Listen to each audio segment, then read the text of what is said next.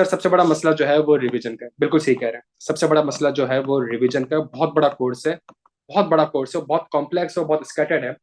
दूसरा सबसे बड़ा मसला जो है वो कोर्स कवरेज का है। बिल्कुल ठीक बात कही आपने, बिल्कुल ठीक बात कही है। दूसरा सबसे बड़ा मसला जो है वो कोर्स कवरेज का है। तीसरा सबसे बड़ा मसला जो है वो ये है कि ड्राफ्टिंग को हम किस तरीके से इम्प्रूव कर सकते हैं। इसके अलावा हमारे पास जो मसला है वो पेपर टाइम पे कंप्लीट नहीं होता। टाइम पे कंप्लीट क्यों नहीं होता उसको भी डिस्कस कर लेंगे।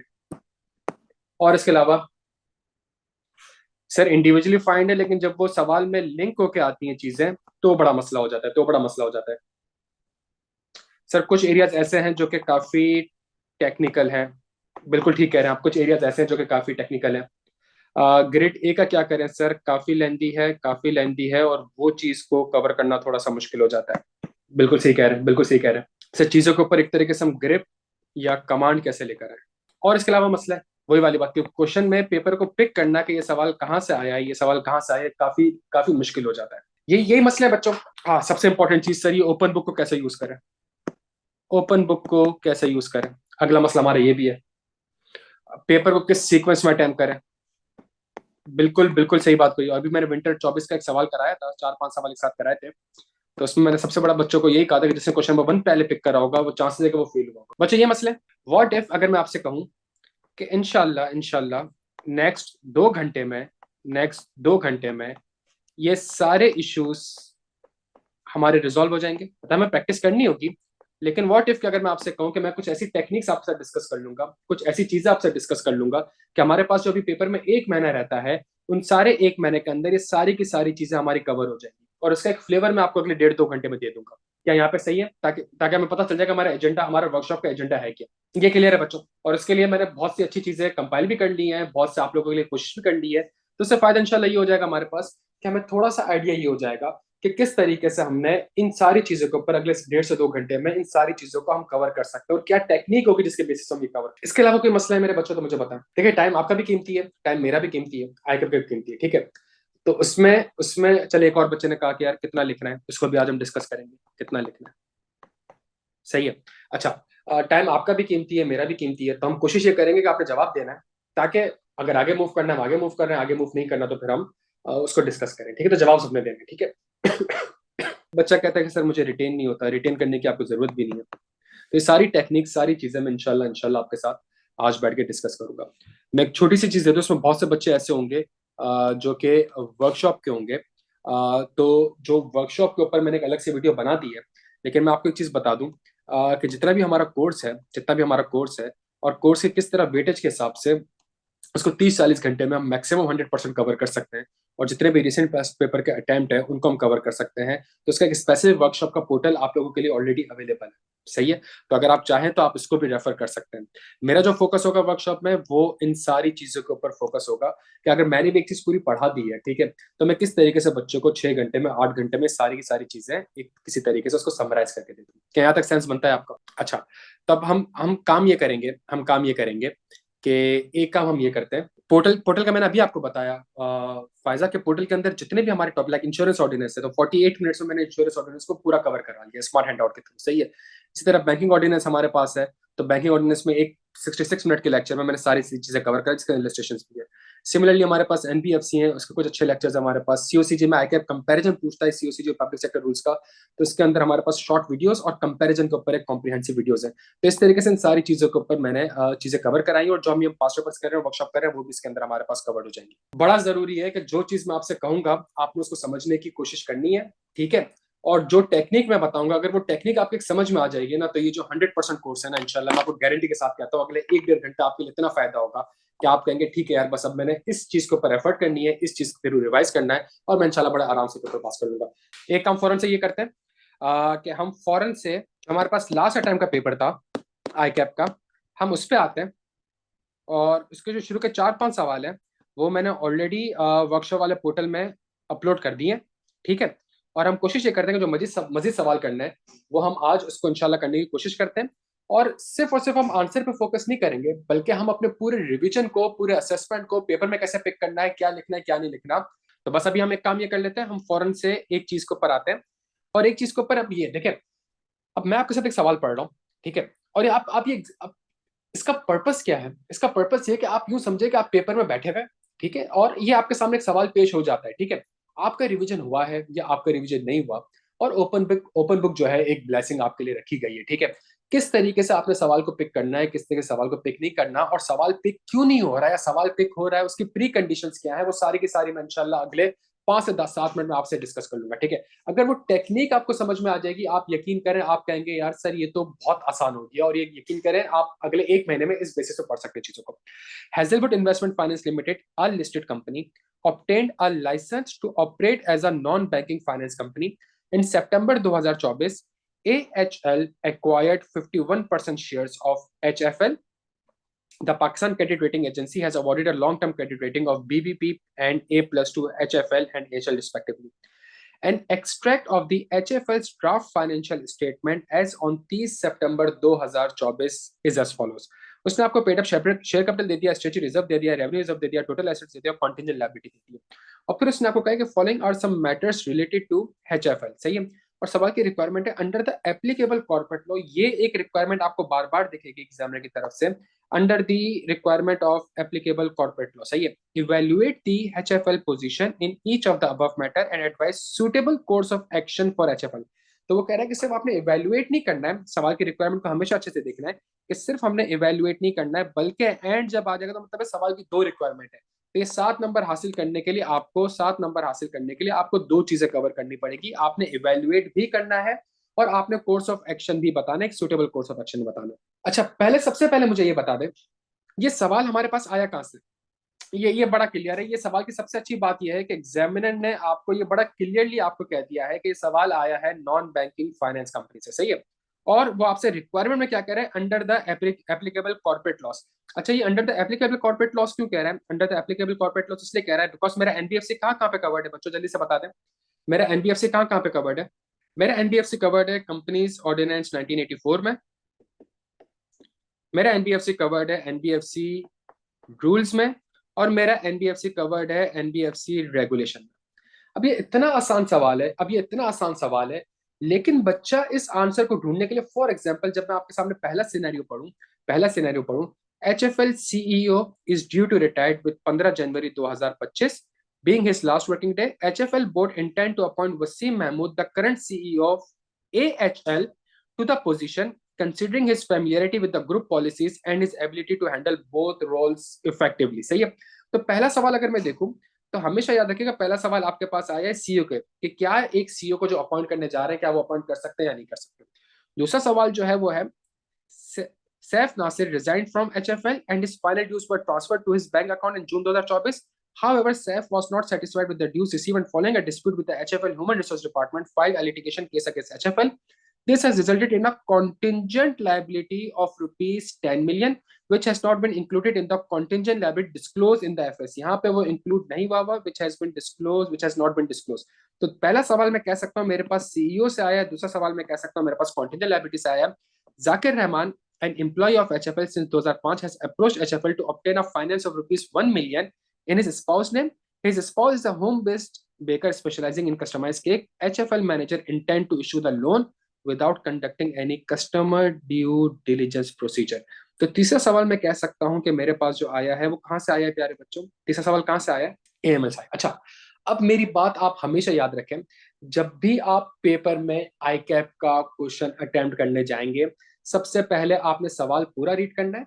सवाल में जब आपने पूरा रीड कर लिया सवाल को, तो सवाल में आपने पहली कैटेगरी जो बनानी है वो आपने ये बना ली कि सवाल जो मेरे पास आया है वो एनबीएफसी से आया है, तो एनबीएफसी के ऊपर कौन कौन से कानून लागू होते हैं। क्या ये बात समझ आती है, क्या ये स्टेप समझ आता है मेरे बच्चों। मैं बहुत अच्छी और टेक्निकल और लॉजिकल बात आपसे करने जाऊंगा, आपका थोड़ी सी अटेंशन चाहिए, मुझे रिस्पॉन्स चाहिए, सही है। तो पहला काम तो आपने ये करना है। दूसरा काम आपने ये करना है कि जब आप उसके सिनेरियोज को पढ़ेंगे तो सिनेरियोज को पढ़ के आपने मजीद ये हाईलाइट कर लेना है कि इन सिनेरियोज में कौन कौन सी चीजें कवर्ड हो रही है। इसका मतलब ये है कि अगर ओपन बुक है और आप कानून को रेफर करने जाएंगे, इन कानून को जब आप रेफर करने जाएंगे तो आपको पता होना चाहिए कि इन कानून में आपने किन चीजों को ढूंढना है। क्या यहां तक बात समझ आ रही है। बच्चा गलती क्या करता है, पहला सिनेरियो पढ़ता है, सारी चीजें घुमाता है, सही है, फिर दूसरा सिनेरियो पढ़ता है, फिर स्टार्टिंग से सारी चीजें घुमाता है, फिर तीसरा सिनेरियो पढ़ता है, फिर वापस से सारी चीजें घुमाता है। बेस्ट अप्रोच क्या आगे, आपने पूरा सवाल पढ़ा, सही है, सवाल पढ़ के आपने एक ब्रॉडली चीजों को कवर कर लिया, एनबीएफसी से सवाल है, एनबीएफसी में 3 कानून है, ये मेरे लिए बाइबल है, और इन 3 कानून के अंदर मैंने किन 3 चीजों को ढूंढना है, मैंने इन 3 कानून में इन 3 चीजों को ढूंढना है। क्या यहाँ तक बात समझ आती है? पहली गलती जो बच्चा करता है वो ये करता है कि सवाल पूरा पढ़ता नहीं है, एक सिनेरियो देखता है, किताब में उसका आंसर ढूंढने की कोशिश करता है, फिर दूसरे सिनेरियो में जाता है, फिर वापस से किताब को स्टार्टिंग से पढ़ता है, फिर तीसरे सिनेरियो में जाता है, फिर किताब को वापस से पढ़ता है। क्या यहाँ तक बात समझ आती है मेरे बच्चों को? सवाल पूरा पढ़ना है, सवाल पढ़ के आपको पता होना चाहिए कि आपने किन चीजों करना है। अच्छा, अब तीसरी सबसे इंपॉर्टेंट चीज ये है कि अब मुझे समझ में आ गया कि मैंने क्या रेफर करना है, मैंने इन कानून और इन रेगुलेशंस को रेफर करना है।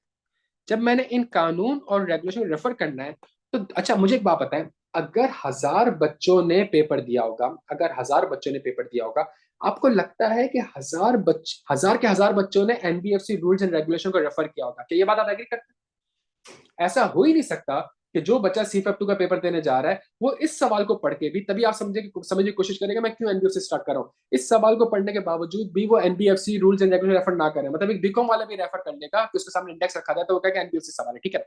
अच्छा, लेकिन जब 1000 बच्चे रेफर कर रहे होंगे तो 1000 में से शायद से 50 ऐसे होंगे जिन्होंने पासिंग मार्क्स सिक्योर किए होंगे, बाकी 950 ऐसे होंगे जो कि सवाल में पासिंग मार्क्स सिक्योर नहीं कर सके होंगे, फेल। क्या बेसिक रीजन है बच्चों? जब दोनों कैटेगरी ऑफ बच्चों ने इनको रेफर करा है, एनपीसी रूल्स एंड रेगुलेशन को रेफर किया है, तो क्या ऐसी वजूहत है कि वो पेपर में इस सवाल को अटेंड नहीं कर सके? मुझे जल्दी से बताएं, क्या क्या वजूहत है? स्पेसिफिक नहीं लिखा, आंसर बड़ा जनरल है, ये सारी की सारी बात, ये तो बात की बात है, ये बात की बात है। सबसे इंपॉर्टेंट चीज ये है कि जो 50 मार्क्स जिसने सिक्योर करें, जो 50 मार्क्स जिसने सिक्योर करें, जो पास हुआ होगा, उसको पता होगा कि मैंने किताब में जाके इस चीज को कहाँ पे ढूंढना है और कहाँ कहाँ पे ये चीज लिखी हुई है। मेरी बात समझने की कोशिश करिएगा। जिस बच्चे की एग्जाम से पहले अगर ये ग्रिप मौजूद है और उसने लॉ को इस तरीके से समराइज कर लिया है, तो उसको पता होगा कि यार कंपनीज ऑर्डिनेंस में क्या लिखा हुआ है, रूल्स में क्या लिखा हुआ है, रेगुलेशन में क्या लिखा हुआ है, तो वो बड़े आराम से उन स्पेसिफिक रूल्स एंड रेगुलेशन में जाके स्पेसिफिक उस पॉइंट पे जाके अपने आंसर को ढूंढेगा और लिख लेगा। तो इसका मतलब है जो 50 बच्चे पास हुए होंगे उन्होंने 7 नंबर का सवाल शायद 10 मिनट में सॉल्व कर लिया होगा, और जो 950 बच्चे फेल हुए होंगे उन्होंने 20 मिनट में सवाल को सॉल्व करने की कोशिश करी होगी, वो फेल हुआ होगा। क्या यहाँ तक बात समझ आ रही है? ये 10 मिनट बीच में रहते हैं प्यारे बच्चों, ये बड़े क्रिटिकल है, और मैं आपको आज सेशन में ये सिखाने की कोशिश कर रहा हूँ कि किस तरीके से 10 मिनट को आपने सेव करना है। एक बीकॉम वाला भी ये पर्चा देने जाएगा सीफएफ 2 का, और उसके सामने अगर आप इंडेक्स रखें तो वो भी बैठ के सर्च कर लेगा आंसर को। यार उसमें और आप में क्या फर्क होना चाहिए? आप एक पिन पॉइंट जाके, आपको स्ट्रक्चर पता होना चाहिए एनबीएफसी का कि एनबीएफसी में कौन सी चीज किधर है, कहां पर है। क्या यहाँ तक बात समझ आ रही है मेरे?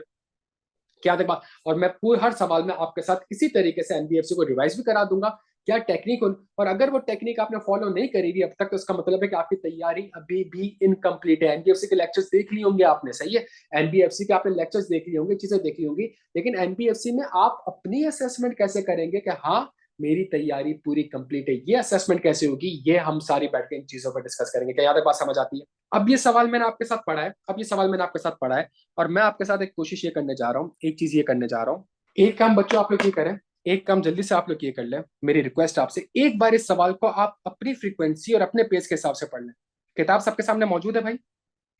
सबके पास किताब मौजूद है? एक काम ये करना है कि ये एक एनबीएफसी का फ्लो चार्ट है, क्योंकि एनबीएफसी के ऊपर डिफरेंट किस्म के कानून अप्लाई होते हैं। तो सबसे पहली चीज हमारे पास कंपनीज ऑर्डिनेंस 1984 है, ऐसा ही है भाई। सबसे पहली चीज हमारे पास कंपनीज ऑर्डिनेंस 1984 है, और कंपनीज ऑर्डिनेंस 1984 प्राइमरीली आपसे किन किन चीजों के ऊपर बात करता है, ठीक है। फॉर एग्जाम्पल वो कहता है कि किसके ऊपर अप्लाई होगा, ठीक है। उसके बाद वो आपसे कहता है कि जी पावर किसकी होगी, और फिर अगर एनबीएफसी इनकॉर्पोरेट करनी है तो ऐसी सीपी की अप्रूवल लेनी पड़ेगी। अच्छा, यहाँ पे समझने की बात यह है कि आपके पास जो ये एप्लीकेशन है, ये जितने भी बिजनेसेस हैं, ये नॉर्मली किसके बिजनेसेस है? ये काम कौन करता है नॉर्मली? गाड़ियां लीज पे देना, इन्वेस्टमेंट फाइनेंस करना, एसेट मैनेजमेंट सर्विस, ये नॉर्मली ये बैंक करता था। लेकिन चूंकि अगर आपने अपनी इकोनॉमी को ग्रो करना है तो एक काम ये, और बैंकिंग में रिक्वायरमेंट बहुत ज्यादा होती थी, सही, पेडअप कैपिटल की रिक्वायरमेंट, तो इसलिए फिर उसके एक स्पेसिफिक हमने डिफरेंट बिजनेस लाइन बना दी। अब अगला सवाल ये होता है कि भाई काम बैंकिंग वाला है, लेकिन कंपनी बन रही है, और जब कंपनी बन रही है तो इसको मॉनिटर कौन करेगा? स्टेट बैंक ऑफ पाकिस्तान करेगा, एससीसीपी करेगा? तो कंपनीज ऑर्डिनेंस ने कहा कि भाई जो हमारे पास राइट होंगे ना सारे के सारे, ये किसके पास होंगे? ये एससीसीपी के पास राइट होंगे। तो इसका मतलब ये है कि जो कंपनीज ऑर्डिनेंस 1984 जो आपसे बात करता है, वो नॉर्मली किस चीज के ऊपर बात करता है?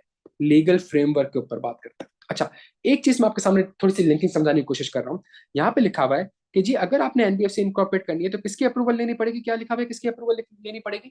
जब कमीशन या एससीसीपी की आपने अप्रूवल लेनी पड़ेगी, तो कैसे लेंगे अप्रूवल? हाँ भाई, अगर अप्रूवल लेनी पड़ेगी तो अप्रूवल ली कैसे जाएगी? तो इसके लिए कौन सा कानून बना दिया गया, जल्दी से बता दें। इसके लिए कौन सा कानून बना दिया गया, जल्दी से बता दें बच्चों, जल्दी से बता दें। इसके लिए फिर एनबीएफसी रूल्स आ गए। अगर आप फॉर एग्जांपल, अगर हम कहते हैं, अगर आपने पढ़ा हुआ हो, तो ये ग्रैंड पेरेंट्स हैं, ये पेरेंट्स हैं और ये चिल्ड्रन, सही है। मतलब एनबीएफसी में हमारे पास जो कानून है, तो जो 3 किस्म के कानून है, पहले प्राइमरीली कानून कौन सा है, कंपनीज एक्ट है।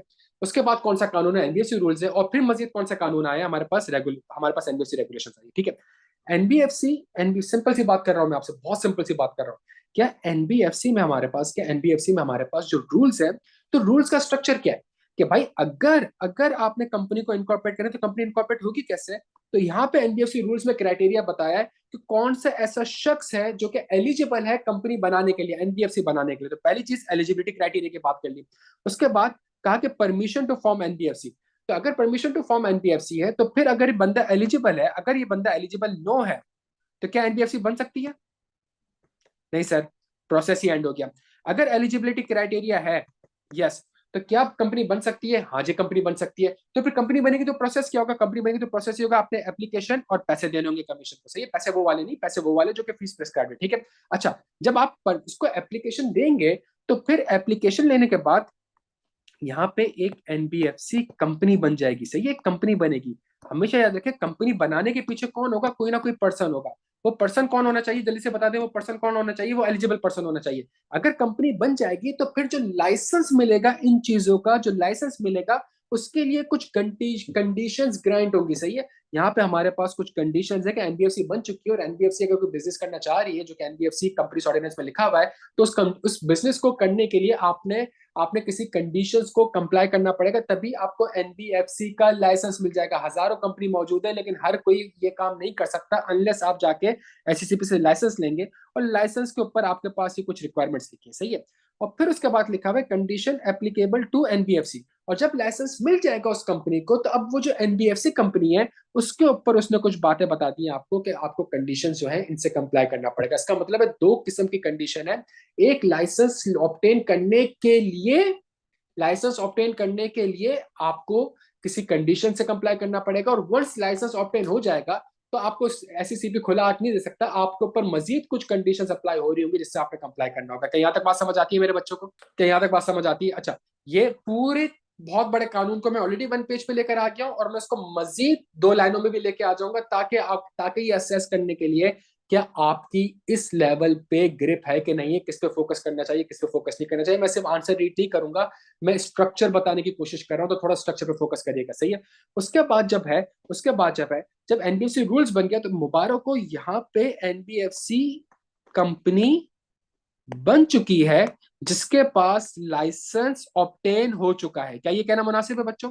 एक ऐसी कंपनी जो कि बन चुकी है, जिसके पास लाइसेंस ऑब्टेन हो चुका है। अच्छा, अब जब ये सारी चीजें हो गई, तो फिर हमारे पास अगले किस्म आई एनबीएफसी रेगुलेशन की। जब एनबीएफसी रेगुलेशन हमारे पास आया, तो उसने कहा कि भाई मनी लॉन्ड्रिंग, टेररिस्ट फाइनेंसिंग, एक मजीद उसने कानून निकाल दिया कि भाई मनी लॉन्ड्रिंग और टेररिस्ट फाइनेंसिंग से होना होगा, सही है। फिर उसने कुछ बातें कह दी डायरेक्टर और चीफ एग्जीक्यूटिव के ऊपर। फिर उसने कुछ बातें कह दी इंडिपेंडेंट डायरेक्टर के ऊपर। फिर उसने कुछ बातें कह दी कि जी अगर आप लैंडिंग एनबीएफसी है, तो आपके ऊपर कुछ कंडीशंस अप्लाई होंगी, सही है। कितना लोन आप दे सकते हैं, कितनी एग्रीगेट लायबिलिटी होनी चाहिए, आप कितना इक्विटी में इन्वेस्ट कर सकते हैं, कितना इक्विटी में इन्वेस्ट नहीं कर सकते, क्या आपका कैपिटल एडिक्वेसी रेशियो होगा। यहाँ तक बात समझ आती है? मतलब अगर आप एनबीएफसी रेगुलेशन को देखें, तो वो ज्यादातर फोकस किस चीज के ऊपर कर रहा है, वो कैलकुलेशन के ऊपर कर रहा है। यहाँ तक बात समझ आती है बच्चों? तो इसका मतलब है, अगर मैं इसको मजीद समराइज करूं, तो मेरे पास कंपनीज ऑर्डिनेंस 1984 है, जो कि लीगल फ्रेमवर्क की बात करता है, और ये बताता है कि एनबीएफसी इनकॉर्पोरेट अगर होगी, तो पावर किसके पास है? पावर एससीसीपी के पास है। लेकिन अगर एससीसीपी के पास पावर है, तो फिर ये पावर एक्सरसाइज कैसे होगी, कंपनी इनकॉर्पोरेट कैसे होगी? तो यहाँ पे फिर एक अगला कानून आ जाता है, जो कि कंपनीज ऑर्डिनेंस को एनबीएफसी रूल से लिंक करता है, जो कि कहता है कि जी कौन ऐसा शख्स है जो कि कंपनी बना सकता है। तो फिट एंड प्रॉपर होना चाहिए वो शख्स क्या करेगा? वो शख्स जो है वो एससीसीपी को एप्लीकेशन देगा। जब एससीसीपी को एप्लीकेशन देगा, तो उसके बाद जब एनबीएफसी कंपनी बन जाएगी, तो उस कंपनी के ऊपर कुछ कंडीशन इंपोज की जाएगी, ताकि उसको लाइसेंस ऑब्टेन करने के लिए कुछ कंडीशन से कंप्लाई करना पड़ेगा। वो कंडीशंस क्या होंगी? वो मिनिमम इक्विटी रिक्वायरमेंट होगी, CEO shall not hold office in any other company, ये सारी चीजें होंगी। और जब लाइसेंस बन जाएगा तब एक ऐसी एनबीएफसी कंपनी बन चुकी है जिसके पास लाइसेंस है ये काम करने का, तो उसके ऊपर मजीद कुछ कंडीशंस अप्लाई होंगी। और फिर अगर आप एनबीएफसी रेगुलेशन को देखें तो एनबीएफसी रेगुलेशन जो है वो इन चीजों के ऊपर बात करता है, मनी लॉन्ड्रिंग के ऊपर बात करता है, डायरेक्टर की अपॉइंटमेंट के ऊपर बात करता है, लैंडिंग एनबीएफसी के ऊपर बात करता है, क्रिएशन रिजर्व फंड के ऊपर बात करता है, कितना एक्सपोजर एनबीएफसी एक सिंगल पर्सन को दे सकती है, कार के ऊपर बात करता है। क्या ये वन पेजर ग्रिप आप लोगों को पता है? आप सब ने एनबीएफसी पढ़ा होगा, लेकिन जो अभी मैंने बातें पिछले 10 मिनट में आपसे करी हैं बच्चों, क्या इस लेवल पे जाके ये स्ट्रक्चर आपको पता है? तो अगर तो आपको यही नहीं पता कि कंपनी ऑर्डिनेंस में क्या लिखा हुआ है, अगर तो आपको यही नहीं पता कि एनबीएफसी रूल्स में क्या लिखा हुआ है, अगर तो आपको यही नहीं पता कि एनबीएफसी रेगुलेशन में क्या लिखा हुआ है, रूल्स क्यों आते हैं, रेगुलेशन क्यों आते हैं, कौन सी चीज कहाँ पे कवर की गई है, सही है, तो इसका मतलब है जो मैं आपसे थोड़ी देर पहले बात कर रहा था बच्चों, थोड़ी देर पहले बात कर रहा था, कहाँ पे बात कर रहा था, कहाँ पे बात कर रहा था, कहाँ पे बात कर रहा था, मैं आपसे बात कर रहा था कुछ यहाँ पे। ये फर्क समझ में आ रहा है क्यों 50 बच्चा पास होता है और 950 बच्चा फेल होता है? बच्चे ये चीज समझ आ रही है? ये चीज समझ आ रही है? तो क्यों 50 बच्चा पास होता है, 950 बच्चा फेल होता है, और क्यों एक बच्चा 10 मिनट लगाता है, दूसरा बच्चा 20 मिनट लगाता है? बिकॉज उस बच्चे को पता होता है कि अगर एनबीएफसी के ऊपर मेरे सिलेबस में 25 पेजेस हैं और 25 पेजेस 3 डिफरेंट जगह पे लिखे हुए हैं, तो मुझे पता है कि कौन सी चीज कहाँ पे लिखी हुई है, कौन सी चीज कहाँ पे नहीं लिखी हुई। और मुझे पता है, मैं आपको एनबीएफसी पढ़ा नहीं रहा हूँ, खुदा का वास्ता है, मैंने सिर्फ एनबीएफसी का स्ट्रक्चर आपको बताया है, जिसकी वजह से आपको हेल्प मिल जाएगी कि अब अगर किसी बच्चे ने जाके कंपनीज ऑर्डिनेंस खोला होगा या कंपनीज एक्ट खोला होगा, आपको लगता है प्यारे बच्चों उसका टाइम जाया होगा? क्या कंपनीज एक्ट या कंपनीज ऑर्डिनेंस से ये आंसर था? अगर किसी बच्चे ने जाके फजूल में ये कैलकुलेशंस को देखना स्टार्ट कर दिया हो और यहाँ पे अपने आंसर को ढूंढने की कोशिश कर रहा हो, आपको लगता है उसने टाइम जाया करा होगा जहां सिर्फ कैलकुलेशन आ रही है? अगर एक बच्चे को पता होगा, हाँ यार मुझे स्ट्रक्चर पता है, बड़ा क्लियर स्ट्रक्चर है, पहला कानून फ्रेमवर्क की बात करता है, दूसरा कानून बताता है कि कंपनी कैसे बनेगी, कौन बंदा कंपनी बनाएगा और कंपनी के ऊपर क्या कंडीशंस होंगी, और जब एनबीएफसी वो लाइसेंस लेने के लिए जाएगा तो उसके ऊपर क्या कंडीशन होगी, इसका मतलब है कंडीशन में मुझे आंसर मिल सकता है, सही है। और तीसरी चीज जो है वो रेगुलेशन के ऊपर है, और रेगुलेशन के ऊपर कुछ कानून है, स्पेसिफिकली एक कानून है मनी लॉन्ड्रिंग का, बाकी सारी की सारी चीजें डायरेक्टर्स के ऊपर है। अच्छा, ये मेरे बच्चों मुझे एक बात बताए, मैं आपको कुछ नहीं पढ़ा रहा हूँ, कुछ नहीं पढ़ा रहा हूँ, मैं सिर्फ और सिर्फ आपसे कुछ बातें कर रहा हूँ ताकि हमें पता चल जाए कि हमारी असेसमेंट ठीक है कि नहीं है, ठीक है। तो ये आंसर तो 5 मिनट में हो जाएगा, सही, आंसर रीड करना तो कमाल नहीं है हमारा। अगर हम आज बैठे हैं और हमने कहा, हमने हमने वादा ये करा है, हमने क्या वादा करा है भाई, हमने वादा ये करा है ना, हमने इसके ऊपर वादा किया है ना, तो इस वादे को हमने थोड़ा सा पूरा करना है, ठीक है। अच्छा, मेरे बच्चों यहाँ तक बात समझ आ रही है? कुछ फायदा हो रहा है आप लोगों को? कुछ चीजें समझ में आ रही है ताकि हमारी असेसमेंट हो जाए? हमने आंसर नहीं देखना है अभी, हमने ये असेसमेंट करनी है अभी कि एनबीएफसी में हमें ये चीजें पता है। अच्छा, एक जो मैं आपसे बात करने लगा हूँ बड़ी इंपॉर्टेंट है। अगर हमने ये काम कर लिया ना, अच्छा, ये सारी की सारी चीजें जो मैंने आपको वर्कशॉप का पोर्टल दिखाया उसके अंदर कवर्ड तो है एक्चुअली, लेकिन अगर हम यहाँ पे मौजूद हैं तो हम एक काम और कर सकते हैं, एक काम और कर सकते हैं बच्चों।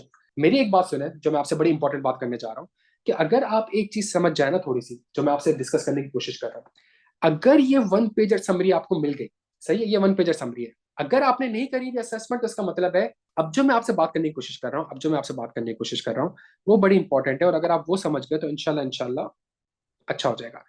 अगली चीज आपने ये करनी है कि एनबीएफसी को आपने इस तरीके से देखना है, एनबीएफसी को आपने इस तरीके से देखना है कि इसमें कंप्लायंस मैटर कौन से है, सही है। दूसरी चीज आपने ये देखना है कि इसके अंदर कैलकुलेशंस कितनी है, और तीसरी चीज आपने ये देखनी है कि इसके अंदर लिंकिंग कितनी है।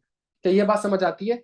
जब तक आप ये तीन काम नहीं करेंगे बच्चों, आप कभी भी एक टॉपिक में ये असेस नहीं कर सकेंगे कि सवाल कहाँ से आ सकता है और सवाल किस तरीके से आ सकता है। For example compliance related matter, अभी हमने थोड़ी देर पहले एनबीएफसी में चीज देखी, ये जितने भी पॉइंट्स यहाँ से लेके यहाँ तक है, ये सारे के सारे क्या है, जल्दी से बता दें, ये सारे के सारे क्या है? कंप्लायंस है। आपको सिर्फ इतना पता होना चाहिए कि ये चीज यहाँ पे लिखी हुई है और इसके ऊपर बात करता है। क्या यहाँ तक बात समझ आती है? इसी तरीके से यहां से लेके यहाँ तक, यहां से लेके यहाँ तक जितनी भी चीजें हैं बच्चों, जितनी भी चीजें हैं, अगेन रूल्स में जितनी भी बातें लिखी हुई हैं वो सारी की सारी क्या है, जल्दी से बता दें, वो भी सारी की सारी क्या है? सारी की सारी कंप्लाइंस है। बच्चों यहाँ तक बात समझ आती है? सारी की सारी कंप्लाइंस है, सारी की सारी कंप्लाइंस है, एक्सेप्ट फॉर कौन सी वाली चीज? 10% of equity strategic investment with the approval of SECP. यहाँ पे एक कैलकुलेशन आ रही है, यहाँ पे एक कैलकुलेशन आ रही है, और मैं कह सकता हूँ कि एक और कैलकुलेशन मेरे पास यहाँ पे आ रही है। ये दो मैटर ऐसे हैं जो कि मैं कह सकता हूँ कि शायद कैलकुलेशन का पार्ट है, बाकी सारी की सारी चीजें क्या है, बाकी सारी की सारी चीजें मेरे पास। अच्छा, अगर मैं यहाँ पे देखूं, यहाँ पे भी देखूं बच्चों, तो ये मेरे पास यहाँ से लेके यहाँ तक जितनी भी चीजें आ रही हैं, ये जो मेरे पास आ रहा है, ये जो मेरे पास आ रहा है, अगेन ये कौन सा है बच्चों, जल्दी से बता दें। अब मेरी बात बड़े इंपॉर्टेंट है, गौर से सुनिएगा, बहुत इंपॉर्टेंट है, गौर से सुनिएगा। ये ये जो मेरे पास चीज आ रही है, ये जो मेरे पास चीज आ रही है, मुझे बताएं ये कौन सी है बच्चों, जल्दी से बता दे। जो मैं बात आपसे करने जा रहा हूँ बड़ी इंपॉर्टेंट है ये। सर ये कंप्लाइंस भी है, प्लस कंप्लायंस के साथ साथ क्या है, ये जल्दी से बता दें, कंप्लायंस के साथ साथ क्या है बच्चों, जल्दी से बता दें। ये लिंक भी है। क्या मतलब इसका, क्या मतलब इसका, जल्दी से बता दें। ये कंप्लायंस तो है ही है, लेकिन कंप्लायंस के साथ साथ क्या है ये सर, इसका मतलब है, इसका मतलब है, इसका मतलब है, इसका मतलब है मेरे बच्चों, जो अभी हम थोड़ी देर पहले सवाल कर रहे थे, जो तब अभी थोड़ी देर पहले हम सवाल कर रहे थे और हमने कानून बनाया था, तो हमने कानून में कहा था कानून में कंपनीज ऑर्डिनेंस है, रूल्स एंड रेगुलेशन है, लेकिन जहां एएमएल आएगा तो मैंने कहा हाँ जी, मैंने तो अपने पार्ट पे तैयारी करी हुई है, अपने पार्ट पे तैयारी करी हुई है, और मैं ये लिंकिंग वाला सेक्शन ऑलरेडी लिंक कर चुका हूँ एग्जामिनर के पूछने से पहले। तो इसके अंदर मजीद दो कानून अप्लाई हो जाएंगे, एक्ट और रेगुलेशन भी अप्लाई हो जाएंगे। तो यहाँ तक मेरी बात समझ आ रही है। तो ये काम आप एग्जामिनर का वेट करें कि आपसे पूछना है, ये तैयारी करते हुए आपने अपने आप को असेस करना है, ठीक है। और उमर साहब आप ये लेक्चर देख लीजिएगा, 1 से 1.5 साल पुराना लेक्चर है, जिसमें मैंने पढ़ाते हुए कहा था कि एग्जामिनर ये चीज आज तक कभी नहीं पूछी है, आप मुझसे लगा लें, शायद लाजमी पूछेगा। और जब भी वो एएमएल का सवाल पूछेगा तो देयर इज अ पॉसिबिलिटी कि बच्चा जो है वो एनबीएफसी रूल्स एंड रेगुलेशन से लिखने की कोशिश करेगा, लेकिन उसका जो आंसर होगा वो एएमएल एक्ट और एएमएल रेगुलेशन से होगा। ठीक है जी। तो इसका मतलब ये हो गया, इसका मतलब बच्चों ये हो गया कि हमने एक और काम ये करना है, हमने एक और काम ये करना है कि सर हमने हाईलाइट कर लिया कि इसमें से कुछ चीजें ऐसी हैं जो कि कंप्लायंस की हैं और कुछ चीजें लिंकिंग की हैं, ठीक है। अच्छा, फिर हमने कहा यार एक और चीज आ रही है, बच्चे सुनिएगा मेरी बात को, प्लीज सुनिएगा। एक और चीज आ रही है, डायरेक्टर की अपॉइंटमेंट की बात कर रहा है, अपॉइंटमेंट ऑफ इंडिपेंडेंट डायरेक्टर की बात कर रहा है। और जब ये अपॉइंटमेंट ऑफ इंडिपेंडेंट डायरेक्टर की बात कर रहा है, अगेन ये मैटर कौन से हैं, जल्दी से बता दें, अगेन ये मैटर कौन से हैं, कंप्लायंस प्लस, जल्दी से बता दें बच्चों, जल्दी से बता दें। जबरदस्त मेरे बच्चों, जबरदस्त जबरदस्त। कि सर अगर वो डायरेक्टर के ऊपर कोई सवाल पूछेगा या इंडिपेंडेंट डायरेक्टर के ऊपर सवाल पूछेगा तो कंपनीज एक्ट भी एप्लीकेबल हो सकता है, और जो इंडिपेंडेंट डायरेक्टर रेगुलेशन है वो भी एप्लीकेबल हो सकती है। There is a possibility examiner अगली अटेम्प्ट में आपसे ये पूछ ले। क्या यहाँ तक बात समझ आती है। अगर वो डायरेक्टर का सवाल पूछ सकते हैं आपसे, तो डायरेक्टर की कंप्लायंस में आपको यहाँ पे एक लाइन मिलेगी, लेकिन आपने सिर्फ यहाँ से आंसर नहीं लिखना होगा, आपने तो कंपनीज एक्ट से भी आंसर लिखना होगा। क्या यहाँ तक बात समझ आती है। और फिर बच्चों मुझे जल्दी से बता दें आखिरी चीज, आखिरी चीज, आखिरी चीज जो बड़ी इंपॉर्टेंट है, जो बड़ी इंपॉर्टेंट है, और वो ये है कि ये जो हमारे पास यहां से लेके यहां तक लिखा हुआ है, ये कौन सी चीज है प्यारे बच्चों, जल्दी से बता दें, ये कौन सी चीज है। जबरदस्त मेरे बच्चों, जब हर कोर्स में, हर एरिया में, हर टॉपिक में आपको पता होना चाहिए, आपको पता होना चाहिए कि अगर मैं एनबीएफसी पढ़ रहा हूं तो एनबीएफसी में कितने परसेंट चीजें कंप्लायंस की हैं, कितने परसेंट चीजें लिंकिंग की है, और कितने परसेंट चीजें कैलकुलेशन की है। अगर ये आपने नहीं करा तो इसका मतलब है आप अपना टाइम गलत चीज पे जाया कर रहे होंगे। इसका मतलब ये है, ये जो लिंकिंग और कैलकुलेशन वाला है, क्या ये मैं एग्जाम के लिए छोड़ सकता हूँ, कि मैं ये कहूँ कि अगर तो सवाल आ जाएगा तो मैं वहां पे देख लूंगा। नहीं प्यारे बच्चों, कभी भी नहीं। ये तो वो चीजें हैं जो कि आपने हाथ के हाथ, हाथ के हाथ, हाथ के हाथ, अगर वो डायरेक्टर का वर्ड यूज कर रहा है तो आपने कंपनीज एक्ट में जाके डायरेक्टर का सेक्शन देखना है। अगर वो इंडिपेंडेंट डायरेक्टर का वर्ड यूज कर रहा है तो आपने इंडिपेंडेंट डायरेक्टर की रेगुलेशन जाके चेक करना, और कंक्लूड पेपर से पहले ही करना है कि अगर सवाल आएगा तो मैंने इन इन जगह पे जाके रेफर करना है। क्या यहाँ तक बात समझ आती है। और जितने भी कंप्लायंस वाले मैटर हैं उसमें आपको सिर्फ इतना पता होना चाहिए कि कंप्लायंस से रिलेटेड सिर्फ ये सारी बातें यहाँ पे कवर्ड है, कवर्ड है, कवर्ड है। क्या यहाँ तक बात समझ आती है। मैं आपसे वापस से कह दूं, एनबीएफसी रूल जो मैंने आपको ये स्लाइड बताई है, ये स्लाइड आपको हेल्प करेगी बच्चों, ये स्लाइड आपको हेल्प करेगी किस चीज के लिए, कंप्लायंस के लिए, किस चीज के लिए, लिंकिंग के लिए, ताकि आपको पता चल जाए कि ये चीज यहाँ पे लिंक्ड है। लेकिन कैलकुलेशन तो मैंने सारी नहीं लिखी ना, तो इसके लिए तो आपको अलग से कोई ना कोई एक प्रैक्टिस या ब्रेकअप करना पड़ेगा। यहाँ तक बात समझ आती है बच्चों। क्या आपने अपनी तैयारी इस लेवल पे करी भी अब तक, क्या आपको पता हो कि यार इसके अंदर हमारे पास ये चीजें होती हैं, इतनी कंप्लायंस की चीजें हैं, मैंने सिर्फ उसको एक बार पढ़ना है, एक सादा खुशबू इंग्लिश में पढ़ना है, सिर्फ मुझे इतना पता होना चाहिए कि ये चीज यहाँ पे लिखी हुई है। कैलकुलेशन वाली चीज पे मैंने प्रैक्टिस करनी है, मुझे पता होना चाहिए कि कैलकुलेशन कैसे होती है, कैलकुलेशन के अंदर क्या मसले आ सकता है, अगर सवाल ऐसे आएगा तो मैंने कैसे कवर करना है, अगर सवाल ऐसे आएगा तो मैंने कैसे कवर करना है। और लिंकिंग वाली चीज मैंने आज बैठ के तैयारी कर, और कोई मुश्किल नहीं है। जब वो कह रहे हैं इंडिपेंडेंट डायरेक्टर, तो आप हाथ क्या उसको लिंक कर लें और अपने ऊपर एक कानून बना लें कि जब भी सवाल आएगा तो एनबीएफसी में पॉसिबल जो मेरे पास कानून होंगे वो कंपनीज ऑर्डिनेंस 1984 होगा, मेरे पास रूल्स होंगे, मेरे पास रेगुलेशन होगी, मेरे पास एएमएल होगा, एएमएल में मेरे पास ये आ सकता है मेरे पास डायरेक्टर होगा, डायरेक्टर में मेरे पास ये कानून आ सकते हैं। क्या यहाँ तक बात समझ आ रही है मेरे बच्चे को? तो आप एक चीज समझने की कोशिश करें, मैंने 1 घंटा आपको अभी तक सिर्फ सवाल पढ़ के अप्रोच के ऊपर बात करी, आंसर नहीं पढ़ा है। बिकॉज जब मैं आंसर पढ़ता या आप आंसर करते हैं और आप आंसर ढूंढते तो आपको लगता है कितना आसान सवाल है, पता नहीं मैं फेल क्यों हो गया। मैं आपको ये समझाने की कोशिश कर रहा हूँ कि बच्चा फेल हो क्यों रहा है। क्या यहाँ तक बात समझ आती है आपके? कि यहाँ पे बात क्लियर है? तो हर कोर्स में मुझे पता होना चाहिए कि इसका स्कोप क्या है। एनबीएफसी अप्लाई होगा तो एनबीएफसी का स्कोप क्या है, स्कोप के ऊपर मेहनत करनी है। सही, उस स्कोप के ऊपर मेहनत करना, फिर कोर्स के बारे में सोचे। ये 70, तो अगर मैं कहूँ, मैं अगर कह सकता हूँ कि यार फॉर एग्जाम्पल 70% चीजें ऐसी हैं जो कि कंप्लाइंस है, लिंकिंग वाली चीज 5% है, और कैलकुलेशन वाली चीज 25% है। बच्चा फेल किस वजह से हो जाता है? बच्चा फेल तीनों की वजह से फेल होता है कि वो कंप्लाइंस वाली चीज में उसको पता ही नहीं होता कि कौन सी चीज कहाँ पे लिखी हुई है। लिंकिंग वाली चीज उसने पेपर से पहले देखी नहीं होती, तो पेपर में बैठ के वो सॉफ्टवेयर यूज करके वहां पे डिफरेंट जगह पे जाना और ढूंढना आंसर को बड़ा मुश्किल हो जाता है। और फिर जो आपके पास कैलकुलेशन वाला एरिया है प्यारे बच्चों, वो मजीद आपके लिए मुश्किल हो जाता है। क्यों? क्योंकि जब आपने कैलकुलेशन कभी देखी ही नहीं है और करी नहीं है तो आपके लिए बड़ा मुश्किल हो जाएगा। ठीक है, एक चीज मैं आपके सामने पेश कर दूं ताकि आपको थोड़ा सा आइडिया हो जाए कि अगर हमने पढ़ना है इस पेपर को तो किस तरीके से पढ़ना है। ये हमारे पास C52 के 3 वॉल्यूम है, सही है। ये मेरे पास एनबीएफसी रूल्स एंड रेगुलेशन है, और एनबीएफसी रूल्स एंड रेगुलेशन जितने भी कैलकुलेशन के पार्ट है उन सब के ऊपर इलस्ट्रेशन ऑलरेडी मौजूद है। सही है, ऑलरेडी मौजूद है। तो जो इतना कॉम्प्लेक्स सेक्शन है उसकी वर्किंग किस तरीके से होगी, किस तरह की चीजें निकलेंगी, क्या चीजें कंसीडर करनी है, क्या चीजें कंसीडर नहीं करनी, ये सारी की सारी चीजें ऑलरेडी किताब में अवेलेबल है। बच्चों को यहाँ तक बात समझ आ रही है? तो इसको मैंने अलग से क्यों रखा है? इसको अलग से इसलिए रखा है बिकॉज जब भी पेपर में कैलकुलेशन के ऊपर सवाल आएगा तो उस वक्त आप लॉ पढ़ के नहीं समझ सकते कि कैलकुलेशन कैसा करनी है। आपको पहले से स्ट्रक्चर पता होना चाहिए, आपको पहले से कैलकुलेशन की प्रैक्टिस करनी चाहिए, ताकि आपको आइडिया हो कि पेपर में अगर सवाल आएगा तो हमें किस तरीके से हैंडल करना है। यहाँ तक बात समझ आती है बच्चों? अच्छा जी, जबरदस्त जबरदस्त जबरदस्त। तो अब हम चलते हैं अपने आंसर में। और जब मैं अपने आंसर में चलता हूं तो पहला सवाल जो मेरे पास था, जो पहला मेरे पास सवाल था, तो भाई जो मेरे पास सीईओ है वो रिटायर हुआ है। मुझे जल्दी से बता दें ये लिंकिंग वाला सवाल है, या फिर ये कैलकुलेशन वाला सवाल है, या फिर ये कंप्लाइंस वाला सवाल है? जल्दी से बता दें बच्चों, जल्दी से बता दें। सर ये कंप्लाइंस, अच्छा सर अगर ये कंप्लाइंस वाला सवाल है तो जो मेरे पास एनबीएफसी के मैंने कानून बनाए थे, जो मैंने एनबीएफसी के कानून बनाए थे, तो कानून में क्या मुझे कंपनीज ऑर्डिनेंस में जाने की जरूरत है? जल्दी से बता दें। मैं पहले स्ट्रक्चर पढ़ चुका हूं आपके सामने, सही है, और बड़ा क्विकली मैंने पढ़ा था।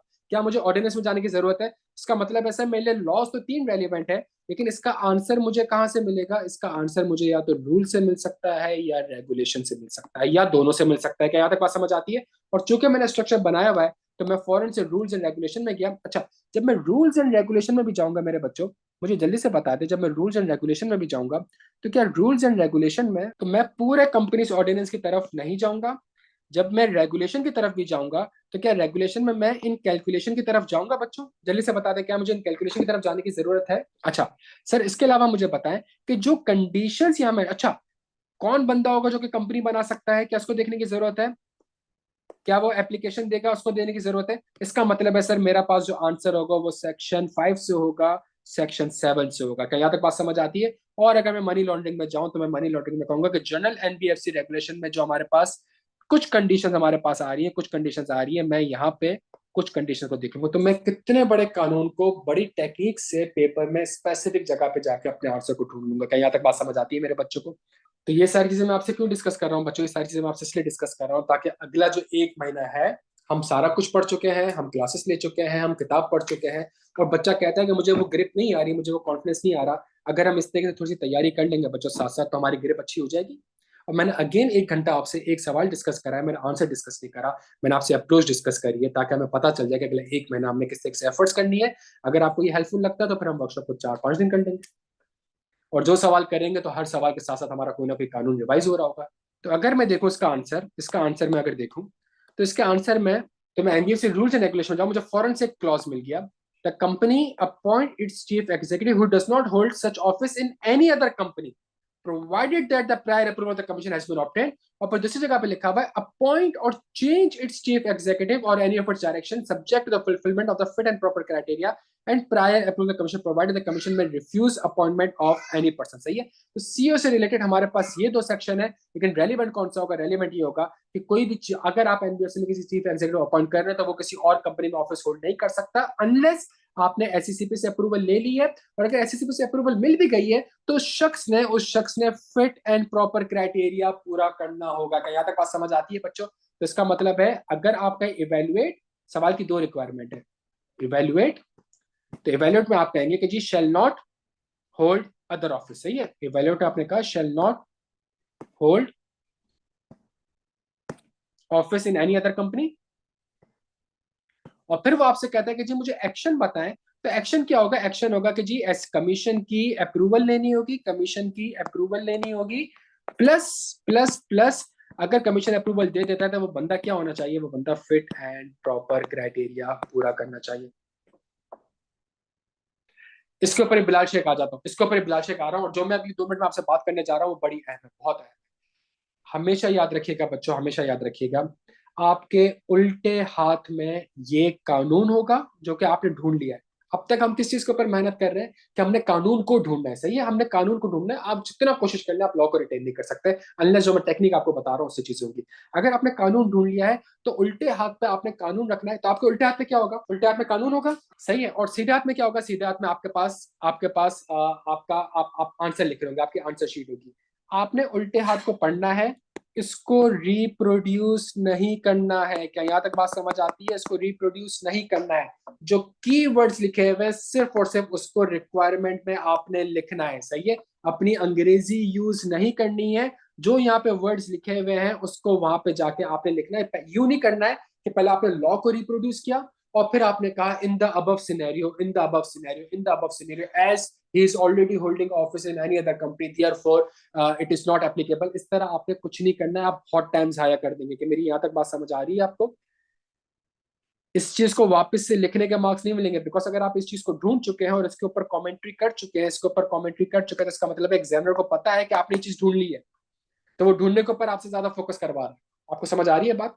तो आपने सवाल उल्टे हाथ पे रखना है, सीधे हाथ पे आपके पास सिनेरियो होगा और आपने फौरन से लिखना है, फौरन से लिखना है सवाल में जो सवाल के जो स्पेसिफिक इंफॉर्मेशन होगी, एज मिस्टर अजमल या as mister Amjad who is already holding office in another company, therefore he cannot be appointed as the chief executive unless prior approval of the commission has been obtained। क्या यहां तक बात समझ आ रहा है? तो इसी लॉ को आपने सवाल के स्पेसिफिक सिनेरियो में लिख दिया बच्चों। का यहां तक बात समझ आ रही है? ऐसी गलती ना करना कि पहले लॉ लिखा फिर उसी लॉ को वापस रिप्रोड्यूस करा और फिर आंसर लिखा। क्या यहां तक बात समझ आ रही है? अगला सवाल है, सैफ नासिर रिजाइन कर चुका है, इसके फाइनल ड्यूज जो हैं वो इतने हैं। However, Saif was not satisfied with the dues received and following a dispute with HFL Human Resource Department, filed a litigation case against the HFL. This has resulted in a contingent liability of rupees 10 million, which has not been included. मुझे जल्दी से बता दो, पहला सवाल compliance से related आया है, दूसरा सवाल कहां से आया है, जल्दी से बता दो मेरे बच्चों, जल्दी से बता दो, जल्दी से बता दो। दूसरा सवाल कहां से आया है मेरे बच्चों? दूसरा सवाल कैलकुलेशन से आया है। जबरदस्त जबरदस्त। अगर कैलकुलेशन से आया तो क्या मुझे कंपनीज ऑर्डिनेंस में जाने की जरूरत है? जल्दी से बताएं जल्दी। और मैंने अभी थोड़ी देर पहले आपको हैंडआउट दिखाया है, क्या मुझे एनबीएफसी रूल्स में जाने की जरूरत है? जल्दी से बता दें, क्या मुझे एनबीएफसी रूल्स में जाने की जरूरत है? मुझे कहाँ पे जाना चाहिए? जल्दी से बता दें, मुझे कहाँ पे जाना चाहिए? मुझे रेगुलेशन की तरफ जाना चाहिए। और रेगुलेशन में सामने कानून को देखा है, कानून की मैं ऑलरेडी प्रैक्टिस कर चुका हूँ। मैंने फौरन से कानून देखा, मैंने फौरन से कानून देखा, मैं सारी चीजें प्रैक्टिस कर चुका हूँ। और मैंने कहा कि भाई ये जो है हमारे पास, ये हमारा इसका आंसर मेरे पास यहां से लेके यहां तक का भी नहीं है, इसमें ये सवाल यहां से भी नहीं है, इसमें ये सवाल जो मेरे पास आया है इन कैलकुलेशन के एरिया से आया है। और कैलकुलेशन के ऊपर वो कह रहा है आपसे किस चीज के ऊपर? Limit on the aggregated liability of NBFC. तो अगर इन कैलकुलेशन को भी बड़ा स्ट्रक्चर्ड स्मार्ट वे में आपने पढ़ा होगा तो आपको लाइन से इन जगह पे जाने की जरूरत नहीं है, बड़े स्पेसिफिक कानून में जा सकते हैं। तो मेरे पास जो दूसरा सवाल आया एग्जामिनर का, वो कहां से आया बच्चों? जो मैं इसको कंक्लूड करूंगा, सवाल को बड़ा अच्छा कंक्लूड करूंगा, खुदा का वास्ता है। तो मैं फौरन से कैलकुलेशन में गया और मैंने कहा भाई ये तो कैलकुलेशन वाला सवाल है, ये तो कैलकुलेशन वाला सवाल है। तो वो कह रहा है कॉन्टिजेंट लायबिलिटी 10 मिनट। अच्छा, जब मैं आंसर में जाता हूँ, जब मैं आंसर में जाता हूँ तो मैं आंसर में आ जाके कहता हूँ कि ये रेगुलेशन से मैंने ढूंढा, उल्टे हाथ में मेरे पास कानून लिखा हुआ है, उल्टे हाथ में मेरे पास कानून लिखा हुआ है। कानून ये कहता है aggregate liability excluding the contingent liability of a non deposit taking NBFC shall not exceed 10 times of its equity, shall not exceed 10 times of its equity, सही है। अच्छा, और फिर दूसरी तरफ वो कहता है aggregate liabilities excluding contingent liability and security deposit of a non-deposit taking NBFC shall not exceed 10 times of its equity। फिर वो कहता है contingent liability of an NBFC। अच्छा, अगर मैं सवाल देखूं और फिर अगले बार सबसेक्शन 2 में वो कहता है contingent liability of an NBFC shall not exceed the limit prescribed below। अगर credit rating double A minus above है तो 2 टाइम्स ऑफ इक्विटी होगा, ए माइनस प्लस है तो 1 टाइम्स ऑफ इक्विटी होगा, बी भी प्लस है तो 0.5 टाइम्स ऑफ इक्विटी होगा। यहाँ तक बात समझ आ रही है? इसका क्या सवाल में मैं इक्विटी निकाल सकता हूँ बच्चों? मुझे जल्दी से बता दें, क्या सवाल में मैं इक्विटी निकाल सकता हूँ? Paid up share capital, statutory reserve, revenue reserve, इनको प्लस कर सकता हूँ। इनको प्लस करके जो भी क्रेडिट रेटिंग है उसके बाद जो भी इक्विटी का परसेंटेज है 0.5% का, उससे मल्टीप्लाई कर सकता हूँ। जब उससे मल्टीप्लाई करता हूँ प्यारे बच्चों, तो मेरे पास क्या आंसर आता है? 2400 का 0.5% कितना होगा? 1200। 1% जो क्या हो गया यार, पहले एफएफआर का पेपर है भाई, फिर लॉ का पेपर है, सही है। ऑलरेडी कितना आ रहा है? 1195, क्या कंप्लाइंट है? ऑलरेडी कितना आ रहा है? 1195, क्या कंप्लाइंट है? लेकिन अगर ये 10 मिलियन भी ऐड हो जाएगा तो कितना हो जाएगा ये? तो क्या ये नॉन कंप्लाइंट हो जाएगा? तो जब मैं इवेल्युएट करूंगा तो मैं इवेल्युएट में कहूंगा कि जी अगर इस 10 मिलियन को ऐड कर देंगे और चूंकि इसकी 0.5% ऑफ इक्विटी से ज्यादा नहीं होनी चाहिए कॉन्टेजेंट लायबिलिटी, तो ये जो है मेरी नॉन कंप्लायंस हो जाएगी। लेकिन वो आगे मार्क्स किस चीज के कह रहा है? वो कह रहा है इवेल्युएट भी करें और कोर्स ऑफ एक्शन भी बताएं। इवेल्युएट भी करें और क्या करें भाई? कोर्स ऑफ एक्शन भी बताएं। सिर्फ इवेल्युएट नहीं करना है बल्कि कोर्स ऑफ एक्शन भी बताना है, कोर्स ऑफ एक्शन भी बताना है। अगर कोर्स ऑफ एक्शन भी बताना है प्यारे बच्चों, claims other than those related to the provision of finance fund based on non fund where the probability of the conversion of these claims into liability is remote in view of the auditor is remote। इसका मतलब है इसके ऊपर auditor से क्या लेना पड़ेगा? Auditor से सर्टिफिकेशन भी लेनी पड़ेगी कि जी मैंने तो ऑडिटर सर्टिफिकेशन ले लिया, इसके चांसेस तो बहुत ही रिमोट है, ये तो शायद कभी मेरी कॉन्टेंजेंट लायबिलिटी बन ही ना सके। तो अगर ये एक एक्शन ले लिया जाएगा तो क्या फिर 10 को ऐड करना पड़ेगा? Provided that the following shall not constitute the contingent liability. बच्चों क्या फिर इस 10 को ऐड करना पड़ेगा अगर मुझे कंप्लाई करना है? बस बच्चों ये मैं आपसे कहनी सारी चीजें, सिर्फ सवाल अगर आपने पिक कर लिया, सिनेरियोस को पिक कर लिया, चीजों को पिक कर लिया, तो बहुत ही आराम से, बहुत ही आराम से आप, तो मैं आपको कैलकुलेशन नहीं सिखा रहा, मैं आपको जो एक स्ट्रक्चर समझाने की कोशिश कर रहा हूं, मैं जो आपको एक स्ट्रक्चर समझाने की कोशिश कर रहा हूं यार, इसके आंसर में आपने सिंपल ये लिखना है, आपने सिंपल ये लिखना है कि जी जो एनबीएफसी की जो लिमिट है, एनबीएफसी की जो लिमिट, जो contingent liability of an NBFC है, वो 0.5 times of triple B rating से एक्सीड नहीं करनी चाहिए। एस कंपनी की जो टोटल इक्विटी है वो 2400 है और उसका 0.5 टाइम्स जो बनता है वो 1200 बनता है, तो करंटली कंप्लाइड है। लेकिन जो इस एम्प्लॉय ने एक हरकत करी है, अगर उस 10 को ऐड कर दिया जाएगा, अगर उस 10 को ऐड कर दिया जाएगा तो फिर ये नॉन कंप्लाइंट हो जाएगा। ये इवेल्युएशन हो गया। कोर्स ऑफ एक्शन में अगर चूंकि ये नॉन कंप्लाइंट हो रहा है तो कंपनी इस नॉन कंप्लायंस से इस तरीके से बच सकती है, अगर वो ऑडिटर से इस चीज के ऊपर सर्टिफिकेशन ले ले कि इसकी चांसेस कॉन्टिजेंट लायबिलिटी की या कन्वर्जन इनटू लायबिलिटी बहुत ही रिमोट है, तभी जाके क्या कहता है ये कंप्लाई कर जाएगी। अदरवाइज अगर ऑडिटर कहता है नहीं भाई तो पे करना पड़ेगा, तो ऑडिटर तो कंपनी फौरन से इस 10 मिलियन की कॉन्टिजेंट लायबिलिटी को सेटल करे ताकि कॉन्टिजेंट लायबिलिटी रिकॉर्ड ही ना हो, ये लायबिलिटी रिकॉर्ड ही ना हो, आपने पेमेंट कर दी और अब जाके आप कंप्लाई कर चुके। आप समझ रहे हैं सवाल की मेरे बच्चों दो रिक्वायरमेंट है, मैं बार बार आपसे कह रहा हूँ ये मसला होता है। सवाल की रिक्वायरमेंट है evaluate and course of action. जब आपने इवेल्युएट करना तो आपने कहना है भाई नॉन कंप्लाइंट हो गया, सिंपल। और वो आपसे कहता है कोर्स ऑफ एक्शन बताएं, तो ऑडिटर से जाकर सर्टिफिकेशन ले लो। अगर ऑडिटर सर्टिफिकेशन नहीं देता तो इसका मतलब आप नॉन कंप्लाइंट हो रहे, तो ये मतलब थोड़ी जिंदगी भर नॉन कंप्लाइंट रहे, आप फॉरन से पेमेंट करते। क्या तक बात समझ आती है बच्चों? मुझे एक चीज कंप्लीट करने दो, तो मैं ब्रेक दे रहा हूँ, मैं 2 मिनट ब्रेक दे रहा हूँ बच्चों, तो मैं एक चीज समझाने की कोशिश कर रहा हूँ।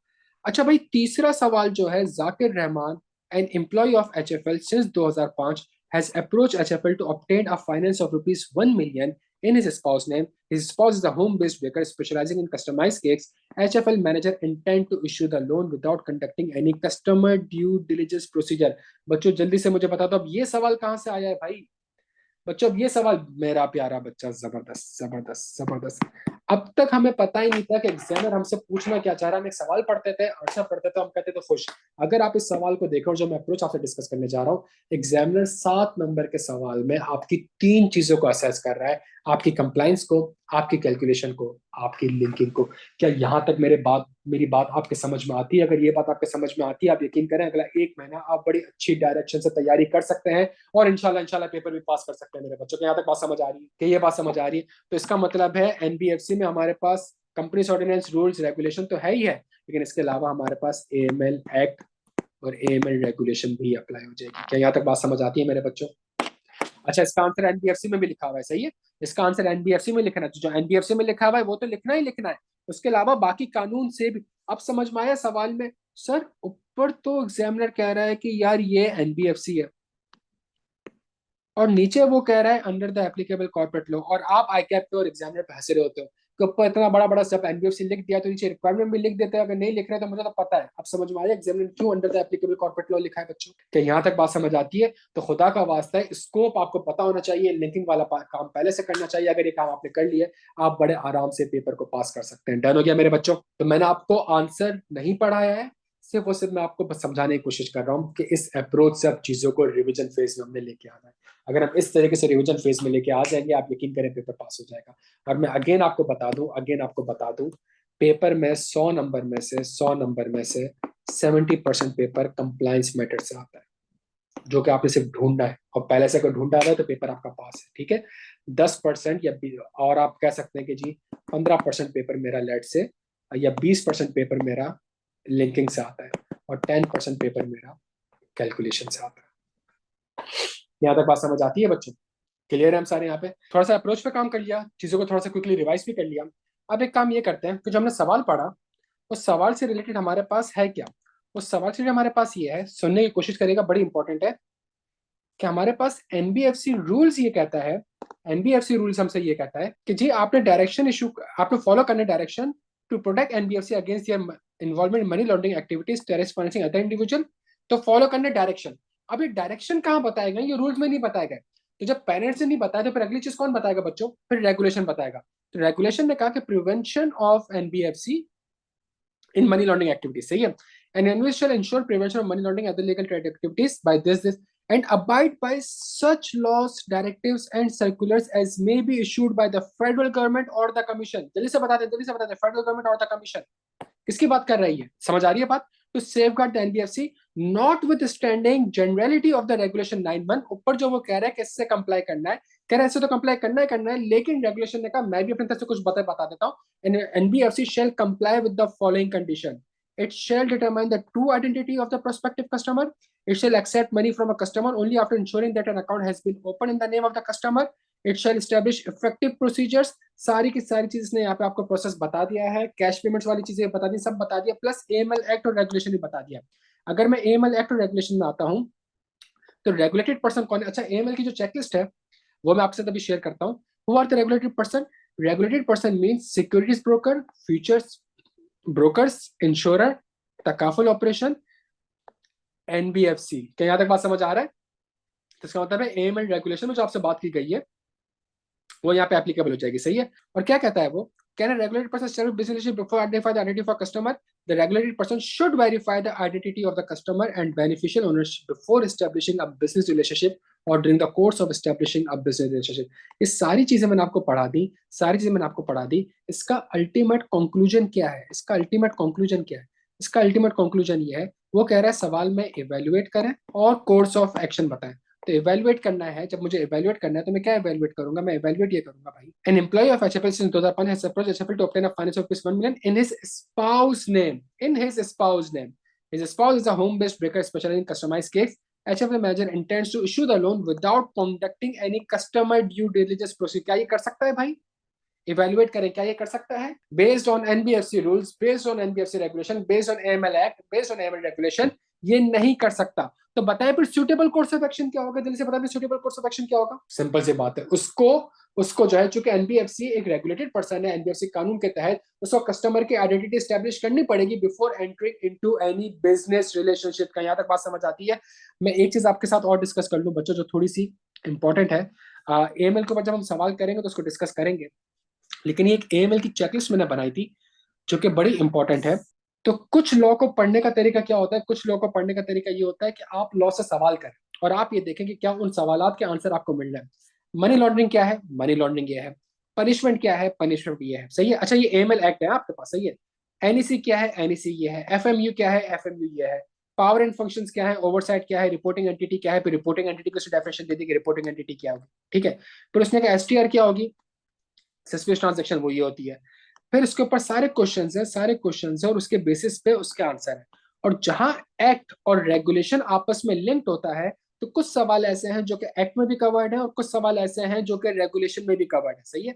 एक्ट कहता है every reporting entity shall take appropriate steps to identify, assess, and understand the risk to which its business is subjected to in accordance with this act and as prescribed. और प्रिस्क्राइब कहाँ पे किया गया है बच्चों? Prescribe कहाँ पे किया गया? जल्दी से बता दें। प्रिस्क्राइब किया गया है रेगुलेशन की तरफ। तो ये एक बड़ी जबरदस्त चेकलिस्ट है हमारे पास। इसके अंदर कैलकुलेशन नॉर्मली नहीं होती, इसके अंदर हमारे पास सारे के सारे एक्ट और रेगुलेशन को मैंने एक चेकलिस्ट और क्वेश्चन के थ्रू कर दिया है। सवाल जब भी आएगा इन्हीं किसी क्वेश्चन में से आएगा और उस क्वेश्चन को आपने पिक करके फौरन से करना होगा। क्या याद एक बात समझ आती है? तो ये एक बड़ी कॉम्प्रिहेंसिव चेकलिस्ट है जिसमें एक्ट और रेगुलेशन को मैंने लिंक भी कर दिया है और इसके अंदर सारे के सारे जितने भी पॉसिबल सवाल है वो सारी की सारी चीजें यहाँ पे कवर। अच्छा, थोड़ा सा आगे मूव करते हैं मेरे बच्चों, और जब हम आगे मूव करते हैं तो अब हम आते हैं पार्ट 7। अच्छा, एग्जामिनर का कमेंट पढ़ लें, आंसर ये रहा आपके सामने जो मैंने आपसे डिस्कस किया। एग्जामिनर का कमेंट करें, एस आर रेगुलेटेड पर्सन, ये रेगुलेटेड पर्सन का वर्ड कहाँ लिखा हुआ है? ये एएमएल रेगुलेशन में लिखा। HFL is obligated to implement simplified due diligence measures including verifying customer identity, understanding the purpose and nature of business relationship and documenting that. क्या कह रहा है एग्जामिनर कमेंट? के बच्चे ने ये एड्रेस ही नहीं करा। क्यों एड्रेस नहीं करा? बिकॉज बच्चा इसको एएमएल से लिंक ही नहीं कर सका था। याद है, बात समझ आती है? अच्छा, क्वेश्चन नंबर 7B में आते हैं बच्चों, लास्ट अटेम्प्ट के क्वेश्चन नंबर 7B में आते हैं। Assume that the information contained in the extract from the HFL draft efforts as disclosed in A above remains unchanged after the statutory audit of HFL first is concluded। तो इसका मतलब है contingent liability की जो amount है वो अब 1195 ही है, वो 1195 है। ये वाली अमाउंट अब कंटिंजेंट लायबिलिटी का पार्ट है ही नहीं। ठीक है, तो उसने कहा कि जी ये हो गया है। A new customer is applied to obtain a finance facility of rupees 600 million to undertake expansion activities and has offered the following securities। और ये securities आपको ऑफर करने की कोशिश कर रहा है। Under the NBFC rules and regulation and the NBFC regulation determine the maximum amount of exposure that HFL may assume for the customer। बच्चों सवाल कहाँ से आया है? जल्दी से मेरे प्यारे बच्चों जल्दी से बता दे सवाल कहाँ से आया है। क्या सवाल कंपनीज ऑर्डिनेंस से आया है? मेरे बच्चों प्यारे बच्चों जल्दी से। सर क्या सवाल एनबीएफसी रूल से आया है? क्या सवाल एनबीएफसी रेगुलेशन से आया है? सर अगर सवाल एनबीएफसी रेगुलेशन से आया है तो ये हमारे पास एनबीएफसी रेगुलेशन की, बात है। Maximum exposure of NBFC to a single person है सर। क्लियर है? आप फॉर आपने आप कंपनी ऑर्डिनेंस में नहीं गए, आप रूल्स में नहीं गए, आप स्टेट रेगुलेशन में गए, आपके सामने जो हेडिंग्स आ रही हैं आप उसमें गए, आपने फौरन से ये हेडिंग पिक करी और जैसे ही ये हेडिंग आपने पिक करी तो आपने कहा भाई कानून ये कहता है, कानून क्या कहता है? कानून कहता है कि maximum exposure of NBFC to a single person or group, the total outstanding exposure fund based and non fund based by NBFC to a person shall not at any time exceed 20% of equity. क्या equity का amount दिया हुआ है भाई मुझे? As disclose in the latest FS. क्या सवाल में मुझे इक्विटी का अमाउंट दिया हुआ है मेरे बच्चों? जल्दी से बता दें कितना था? 2400 था। तो इसके 20% से एक्सीड नहीं करने चाहिए। फिर वो कहते हैं प्रोवाइडेड दैट द मैक्सिमम, चूंकि ये 20% जो कहता है, ये 20% कहता है, ये 20% में आपको कहता है fund based plus non fund based. फिर वो कहता है provide the maximum outstanding fund based exposure does not exceed 15% of the equity.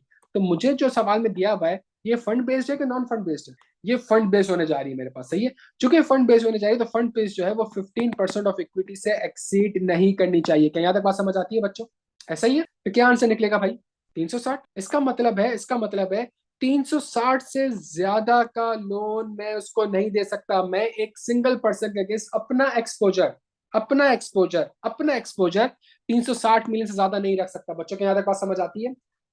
किसी सिंगल पर्सन को आप अपनी 15% इक्विटी से ज्यादा लोन नहीं दे सकते, लॉ ये कहता है। लेकिन जब लॉ ने ये कहा तो फिर इसके ऊपर डिस्कशन इस तरीके से हुई। लॉ ने कहा आप एज्यूम करें ये केस 1 है,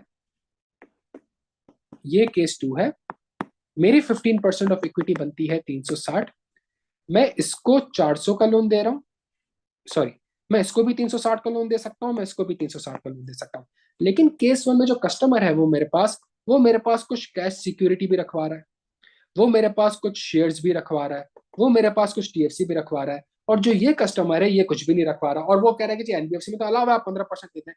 सर आपको नहीं लगता चूंकि ये सिक्योरिटी मेरे पास रखवा रहा है, कैश रखवा रहा है, तो ये जो 360 का एक्सपोजर है ये उसमें से एडजस्ट होना चाहिए? सिंपल सी लॉजिक तो ये कहती है ना। क्लियर है बच्चों सारे यहाँ पे? अच्छा, अगर आप कानून देखेंगे मेरे बच्चों, मेरे प्यारे बच्चों, अगर आप कानून देखेंगे, कानून की तरह भाई हमारे पास कानून ये रहा, exposure under this regulation shall be calculate. अब ये कैलकुलेशन पेपर से पहले प्रैक्टिस हो जानी चाहिए, ये प्रैक्टिस हो जानी चाहिए। अब ये लॉ इस तरीके से आपको कहता है, सही लॉ इस तरीके, इसको सिर्फ पढ़ना नहीं है, इसको पढ़ना नहीं है, बल्कि आपने ये करना है जो मैं थोड़ी देर पहले आपसे अर्ज कर रहा था, इसको आपने ये करना है। अच्छा, जो हमने ये अभी सवाल करा था कॉन्टेंजेंट लायबिलिटी वाला, ये क्रेडिट रेटिंग्स आ गई आपकी। Exposure for the purpose of regulation 17 will be calculated as follows. क्या यहाँ पे बात समझ आ रही है? इस पूरे लॉ को आपने इस तरीके से पहले लिखना होगा। क्या यहाँ तक बात समझ आ रही है? ये जो मैंने कानून आपके सामने दिखाया है, ये जो मैंने कानून आपके सामने दिखाया है, इस कानून की प्रैक्टिस आपने, जब तक आप इसको इस तरीके से नहीं करेंगे तो आप कभी भी एनालाइज नहीं कर सकेंगे कि एग्जामिनर आपसे पूछना क्या चाह रहा है। क्या यहाँ तक बात समझ आती है मेरे बच्चों को? तो इसका मतलब ये हो गया बच्चों, इसका मतलब ये हो गया कि मेरे पास फॉर्मेट रेडी है, मेरे पास सवाल में रेडी है, मैंने सिर्फ और सिर्फ जाके वहां पे उसको ढूंढना है, और ढूंढने के बाद उस एक्सपोजर को कंसीडर करना है। फॉर एग्जाम्पल मैं पेपर में गया और मैंने कहा financial guarantee issued by CFL, एक कंपनी है जो कि फाइनेंशियल गारंटी दे रही है, उसकी रेटिंग ये है। मैं फौरन से गया और मैंने कहा यार फाइनेंशियल गारंटी का वर्ड कहीं यूज हो रहा है यहाँ पे? बच्चों जल्दी से बताएं।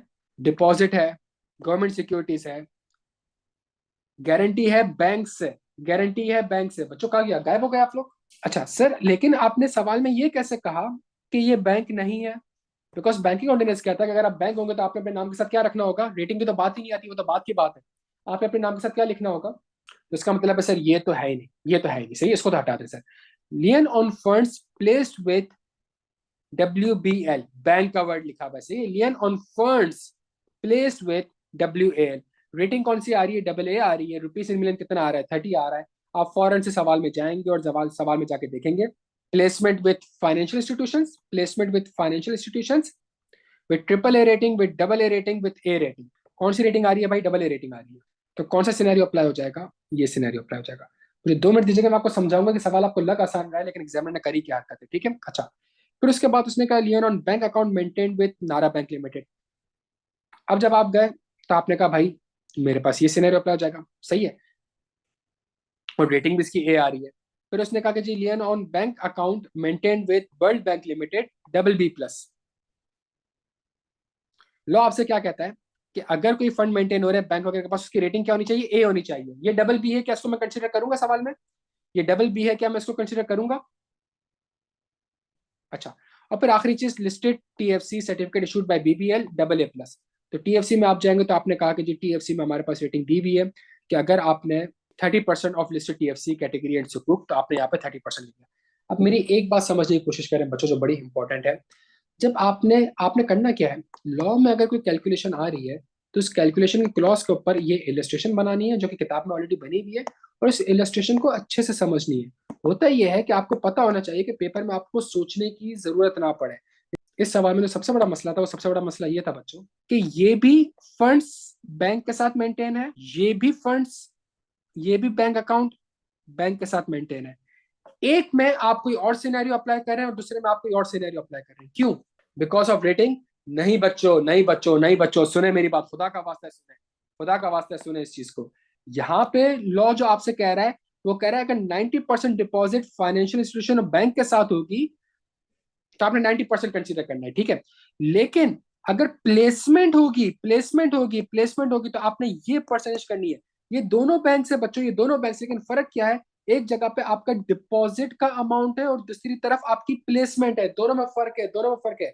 दोनों केस में पैसा बैंक के पास ही है, दोनों केस में पैसा बैंक के पास ही है, लेकिन एक केस में आपने प्लेसमेंट की हुई है और दूसरे केस में आपने डिपॉजिट की है। कौन सा रिस्क फ्री है, जल्दी से बता दो। वही बता रहा हूँ। कौन सा रिस्क फ्री है मेरे बच्चों? एक आपका करंट अकाउंट है, सेविंग अकाउंट है, आपने वहां पे डिपॉजिट कराया हुआ है, और एक जो बैंक की इन्वेस्टमेंट वगैरह होती है, जो आपने LR वगैरह खरीद लिया, TODs वगैरह खरीद लिए, इस तरह की कोई इन्वेस्टमेंट वगैरह परचेज कर लिया आपने, कहां पे रिस्क ज्यादा होगा बच्चों, जल्दी से बताएं। तो इसलिए प्लेसमेंट के ऊपर मेरे बच्चों उसने रेटिंग आपको कम रखी हुई है, सही है। और अगर बैंक वगैरह के पास आपने डिपॉजिट करवाया हुआ है तो वहां पे उसने आपको ज्यादा एक्सपोजर दिया, आपने कहा कि इसका आप ज्यादा अमाउंट ले सकते हैं। क्लियर हो गया आप यहाँ पे? तो ये दो फर्क पेपर से पहले पता होना चाहिए, ताकि पेपर में बैठ के आपको ये ना सोचना पड़े कि ये ऊपर वाले में आ रहा है कि नीचे वाले में आ रहा है, और प्लेसमेंट उसमें फर्क क्या होता है। मेरे बच्चों को यहाँ तक बात समझ आ रही है? खुदा का वास्ता है, क्या यहाँ तक बात समझ आ रही है आपके?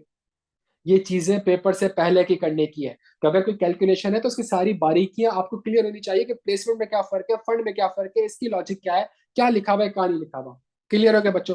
तो इसका मतलब यह है कि इसके बेस पर आपने परसेंटेज अप्लाई करी। असल मार्क्स यही थे कि एक जगह पे परसेंटेज डिफरेंट होगी, एक जगह पे परसेंटेज अलग होगी, और 85.5 आ गया। तो 85.5 का मतलब ये हुआ, 85.5 का ये हुआ कि एक्सपोजर तो 360 आप दे सकते थे, बट चूंकि इस अमाउंट तक आप उसको मजीद ऐड कर दें, बिकॉज ये तो वो अमाउंट है जो टेक्निकली उसने आपको दे दी, उसके ऊपर आपने वेटेज अप्लाई कर दिए, तो दोनों का जो सम होगा इतने अमाउंट तक का आप लोन दे सकते हैं। ऑल्दो 15% ऑफ द इक्विटी से ज्यादा हो रहा है, लेकिन वो जो सिक्योरिटी आपके पास जमा करवा रहा है उसकी वेटेज इतनी ज्यादा है, उसकी वैल्यू इतनी ज्यादा है कि वो आप उसको आप एक्सपोजर में कंसिडर ना करें। क्लियर है मेरे बच्चों? तो सिंपल सा एक कैलकुलेशन से सवाल आया था जो कि हमने आराम से पिक कर लिया। ये सवाल आसान होते हैं, लेकिन अगर कैलकुलेशन की तैयारी नहीं करी होगी या वो इलिस्ट्रेशन जो मैंने किताबों में सारी लिखी वो नहीं करी होगी, तो वो पेपर थोड़ा सा आपका खतरे में पड़ सकता है बच्चों। क्या कह रहा है examiner? Examinee incorrectly included the financial, उसने फाइनेंशियल गारंटी का वर्ड ढूंढा, कौन से परसेंट अप्लाई कर दी, ये भूल गया कि सीएफएल के नाम में बैंक नहीं आ रहा, तो ये फाइनेंशियल इंस्टीट्यूशन नहीं है। And the lien on the bank account with BBL when calculating the HFL maximum permission exposure by the customer. बच्चों ये बड़ी इंपॉर्टेंट चीज है, बच्चों ये बड़ी इंपॉर्टेंट चीज सुन लें। मैं थोड़ी देर के लिए जून 24 में आ रहा हूँ, और अब आपके सामने एक बिल्कुल नया सवाल आ गया है। Uranium Limited, a public unlisted company, is one of the 5 manufacturers of two specialized chemical, holmium and terbium. The export of these chemical is banned by the government. The export of these chemical is banned by the government. UL advise UL, तो मतलब आपका focus UL पे होना चाहिए, सही है। UL is currently considering expanding its operation by acquiring one of its 4 competitors that are public unlisted companies, AL, BL, CL or DL. Detail of the total quantity sold to Holmium Terbium in Pakistan during the year ended December 23, 2000 are as follows. इसने आपको सवाल में उनकी quantities दे दी हैं. The following additional information is available. UL is more inclined to acquire CL as it invests heavily in research and development to achieve production efficiency. Over the past 3 years, CL has shown consistent improvement in market share due to its production efficiency. Despite having the latest equipment and machinery of production, DL may struggle to dominate the terbium market in the future due to several financial constraints. The urgent need to immediate financial support to survive. BL is not inclined to sell its shares. Under the applicable corporate law, advise UL which of the companies can be acquired. कितने number का सवाल है बच्चों? जब acquire की बात कर रहा है, तो इसका मतलब है टेक ओवर भी अप्लाई हो सकता है, और जल्दी से बता दें दूसरा कानून बता दें, कॉम्पिटिशन एक्ट भी अप्लाई हो सकता है 2010। लेकिन जब इन दोनों को, और ये दोनों भी अप्लाई हो सकते हैं, सही है, तो मैंने सवाल में ये देखना है, one of its by acquiring one of 4 that are public unlisted companies. ये सारी की सारी कंपनीज कौन सी हैं भाई, जल्दी से बता दें, ये सारी की सारी कंपनीज कौन सी हैं? अगर अनलिस्टेड है तो क्या टेक ओवर अप्लाई होगा? बस बच्चों, मेरे बच्चों, जबरदस्त जबरदस्त, स्कोप बड़ा जबरदस्त पता होना चाहिए, सही है। इसका मतलब है टेक ओवर तो अप्लाई नहीं होगा, तो इसका मतलब है फिर अप्लाई क्या होगा? और सवाल में जो उसने क्वांटिटी दी हुई है, तो टेक ओवर के लिए थोड़ी दी हुई होगी यार, तो कॉम्पिटिशन एक्ट के लिए इसने मुझे क्वांटिटी दी होगी। क्या यहाँ तक बात समझ आती है बच्चों? क्या यहाँ तक बात समझ आती है? अच्छा, अगर ये सवाल कंपटीशन एक्ट से है, तो एक काम मैं आपके साथ एक और ये कर लूं, जिस तरह मैंने आपको एनबीएफसी का एक फ्लो चार्ट समझाया था, क्या कंपटीशन एक्ट भी 5 मिनट में थोड़ा सा क्विकली रिवाइज करा दूं? अगर वो 5 मिनट में आपको रिवाइज करा दूंगा तो आप यकीन करेंगे सिर्फ भी सवाल आएगा, आप बड़े आराम से उसको कर सकते हैं, सही है। तो अगले 5 मिनट प्यारे बच्चों थोड़ी सी तवज्जो दीजिएगा। कॉम्पिटिशन एक्ट आपसे सिर्फ और सिर्फ 4 चीजों के ऊपर बात करता है। एब्यूज ऑफ डोमिनेंट पोजिशन, दूसरी चीज प्रोहिबिटेड एग्रीमेंट, तीसरी चीज डिसेप्टिव मार्केट, चौथी चीज मर्जर, अप्रूवल फॉर मर्जर। क्या तक बात समझ आती है बच्चों? पूरा कॉम्पिटिशन एक्ट आपसे सिर्फ इन 4 चीजों के ऊपर बात करता है, इन 4 चीजों के अलावा किसी चीज के ऊपर बात नहीं करता। अच्छा, एब्यूज ऑफ डोमिनेंट पोजीशन, ये किसी के ऊपर भी अप्लाई हो जाएगा, किसी भी अंडरटेकिंग के ऊपर अप्लाई हो जाएगा, ठीक है, और ये अलाउ नहीं है, पीरियड, फुल स्टॉप। क्या यहां तक बात समझ आती है? डोमिनेंट पोजीशन अगर आपकी है और उसको आप अगर अब्यूज कर रहे हैं, ये अलाउ नहीं है। क्लियर है बच्चों यहाँ पे? दूसरी चीज प्रोहिबिटेड एग्रीमेंट, सही है। इसकी बेस्ट एग्जांपल है आपके पास शुगर स्कैंडल। तो वो जो इमरान खान के दौर में शुगर स्कैंडल हुआ था, और जो वो शुगर का पूरा एक जो मामला हुए थे, उसके ऊपर कंपटीशन कमीशन ने भी अपना डिसीजन दिया था, और उन्होंने कहा था कि जितनी भी ये शुगर माफिया है, चाहे वो फला पार्टी का हो या फला उसका हो, ये आपस में इन्होंने एक एग्रीमेंट किया हुआ था, एक्सप्लिसिट या इम्प्लाइड, और उस एग्रीमेंट के तहत उन्होंने कहा था कि जी अगर हम बेचेंगे तो एक ही प्राइस पे बेचेंगे, क्या यहाँ तक बात समझ आ रही है? ये किसी एक शख्स की भी डोमिनेंट पोजीशन नहीं थी, किसी एक शख्स की भी पूरी शुगर माफिया में डोमिनेंट पोजीशन नहीं थी, बट जो एग्रीमेंट करा उससे ये हुआ कि एक प्राइस फिक्स कर दी, चीजें फिक्स कर दी, कॉम्पिटिशन एलिमिनेट कर दिया, अनफेयर प्राइस चार्ज करी, तो ऐसे एग्रीमेंट भी क्या है प्यारे बच्चों, ऐसे एग्रीमेंट भी क्या है, जल्दी से बता दें, ऐसे एग्रीमेंट भी प्रोहिबिटेड है। क्या बात समझ आती है? तीसरी चीज डिसेप्टिव मार्केटिंग। बेस्ट एग्जांपल इसकी है, नेस्ले वालों ने जब जो नीडो बनाते हैं, तो नीडो में एक अच्छा सा गोरा सा बच्चा बनाया हुआ था, ताकतवर सा बच्चा बनाया, तो उसके हाथ में एक गिलास का दूध था, और बाद में कंक्लूड हुआ कि नीडो तो दूध है ही। डर हो गया बच्चों, जब वो दूध है ही नहीं तो इसका मतलब उन्होंने डिसेप्टिव मार्केटिंग करी। आखिरी चीज, अगर कोई 2 या 3 शख्स इंडिविजुअली उनके पास डोमिनेंट पोजीशन नहीं है, लेकिन अगर वो अप्रूवल, अगर वो आपस में मर्ज हो जाते हैं, और मर्ज करके लगता है कि वो डोमिनेंट पोजीशन इख्तियार कर लेंगे, तो इन सारे केस में जब भी मर्जर हो रही होगी, तो जब इन सारे केस में आपको कमीशन से क्या लेनी पड़ेगी प्यारे बच्चों, कमीशन से क्या लेनी पड़ेगी,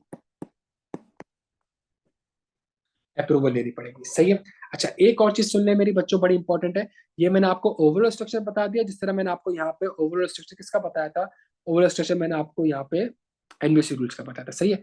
तो जो मैंने आपके सामने पेश करी चीजें, section 3 prohibition of abuse of dominant position. सही है। अगर कोई अंडरटेकिंग किसी रेलिवेंट मार्केट में डोमिनेंट पोजीशन कर रही है, तो पता कैसे चलेगा वो डोमिनेंट पोजीशन कर रही है, पता ऐसा चलेगा कि वो इस तरीके से डोमिनेंट पोजीशन कर रही है, ये अलाउ नहीं है, ये प्रोहिबिटेड है, इसकी कोई एक्सेप्शन नहीं है, इसकी कोई अप्रूवल नहीं है। क्या यहाँ तक बात समझ आती है मेरे बच्चों को? कोई एक्सेप्शन नहीं है, कोई अप्रूवल नहीं है। इसका जो बेस्ट केस था वो ये था, जो मैंने आपको क्लास में पढ़ाया था, कि डीएचए वालों का एक एक प्लॉट था, वहां पे कंस्ट्रक्शन हुई, घर वगैरह आबाद हुए। जब घर आबाद हुए तो उनको कहा गया कि जी आपने ये फला इंटरनेट कनेक्शन ही खरीदना है, इसके अलावा कोई और इंटरनेट कनेक्शन आपको नहीं खरीदने देंगे। जब वो इंटरनेट कनेक्शन खराब हुआ तो फिर किसी और को अप्रोच किया, जब वो सप्लायर आया तो सप्लायर को मना कर दिया गया कि जी आप यहाँ पे अपना सैटेलाइट सिस्टम या कनेक्शन सिस्टम नहीं लगा सकते, सिर्फ इन घर वालों को सिर्फ एक ही कनेक्शन मिलेगा, इसके अलावा कोई और कनेक्शन। अगर ऐसी कोई आप डोमिनेंट पोजीशन कर रहे हैं, और आपकी डोमिनेंट पोजीशन है बिकॉज आपने बनाया हुआ है, और आप उसको अब्यूज कर रहे हैं डील करने से, रिफ्यूज डील करने से, तो इसका मतलब है यहाँ पे आपके पास सेक्शन 3 अप्लाई हो जाएगा, जो कि अलाउ नहीं है। सही है। अच्छा, उसके बाद सेक्शन 4 कहता है प्रोहिबिटेड एग्रीमेंट। अगर आपको इस तरह के एग्रीमेंट कर लें तो ये भी अलाउ नहीं है। सही है। लेकिन इसके ऊपर वो कहता है सेक्शन 4 के ऊपर कि अगर कोई ऐसी चीज हो जिसके ऊपर आपको लगता है कि जी आप अब्यूज नहीं कर रहे हैं, तो आप एग्जम्पशंस ऑब्टेन कर सकते हैं कमीशन से। फिर वो आपसे कहता है डिसेप्टिव मार्केटिंग प्रैक्टिस, वो कहता है अलाउ नहीं है, आप किसी और के बारे में बुरा नहीं कह सकते। सही है। अच्छा, अपने बारे में कोई ऐसी चीज क्लेम नहीं कर सकते जो कि आप कर ही नहीं रहे। फिर हमारे पास आती है बच्चों कौन सा सेक्शन, अप्रूवल ऑफ मर्जर। और मर्जर चाहे आप एब्यूसिंग पोजीशन में हो या ना हो, अगर थ्रेशोल्ड पूरा हो रहा है तो आपने किसके पास जाना है बच्चों, किसके पास जाना है, जल्दी से बता दें किसके पास जाना है, कमीशन के पास जाना है।